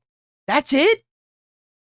Bro's car has got burnt into the pavement, and all this dude got was 2 years? Prison and 2 years of extended supervision. He was also ordered to have no contact with the victim, pursue and maintain employment, complete a mental health evaluation, and to pay $14,106.52. Damn, bro got ripped off. He should have said that number was way higher. That's crazy. 14K, dude. And you know that motherfucker ain't gonna pay that shit. You know he's not gonna pay that. Who's gonna hire this dude? He's got a history of battery and freaking, you know, stuff with kids. And then he tried to fucking, like, what? Why would you even let this person go back out into society? Like, just keep him there. Restitution to the victim. While Milwaukee, Wisconsin has a history of large amounts of arson incidents in previous years. I wonder why. Data from the Milwaukee Police 2 Department years in prison.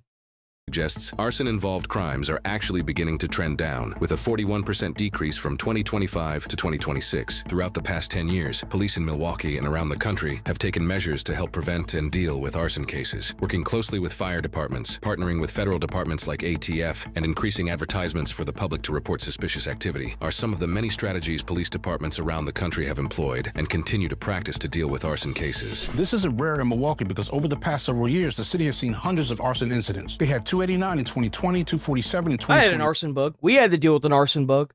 There were 2, I would assume they were teens that were riding around on a 4-wheeler that we saw at every, because like we usually like had a neighborhood and we got like 4 calls one after the other. And what's sad is that I don't like bragging too much, but I was too damn good at my job. I was a little too good. So like it kind of worked out in the end to an extent, right? So, like, the first one was at... Damn it has been so long.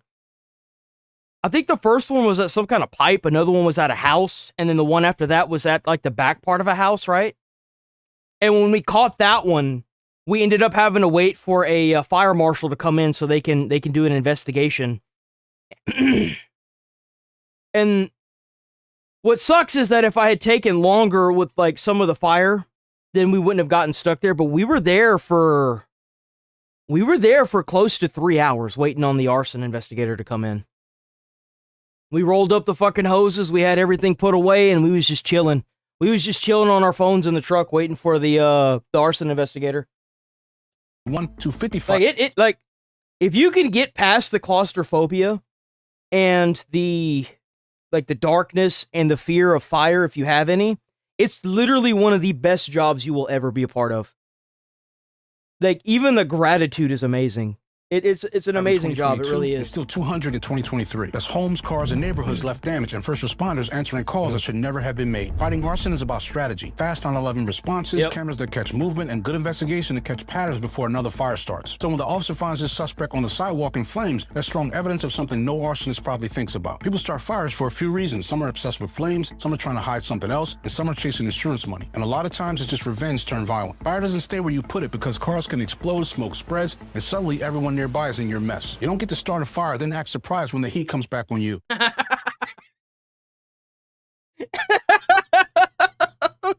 Unless you're retarded enough to start a fire and then light yourself on fire too in the process.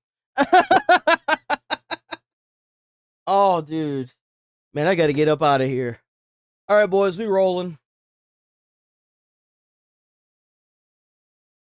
Oh, we rolling. We'll be back on tomorrow bright and early. Like I said, we're here Monday through Friday, 8 a.m. to noon. If you're new here, stick around. We go through all the good stuff. We have a ton of fun here.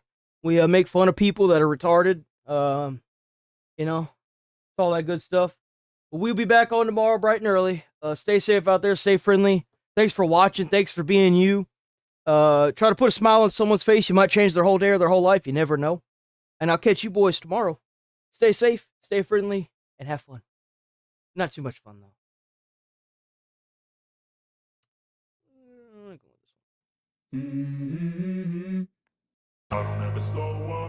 And we do that one. Actually, you know what? Yeah, no. Let's go. I wake up to a little bit of drool on my pillow, feel like it's gonna be a bad day. Yeah, I'm tired of shit, and the coffee ain't hit yet, damn, ain't that great. I don't wanna go to work, cause my boss is a jerk, and I'm not even that paid. I need a change in my life, cause I don't feel alive, and there's nothing that makes me happy. Oh, hold my beer for a minute, I'm about to quit my job, cash in for a ticket. I'm going on a trip, and I don't plan to visit, I'm gonna stay there till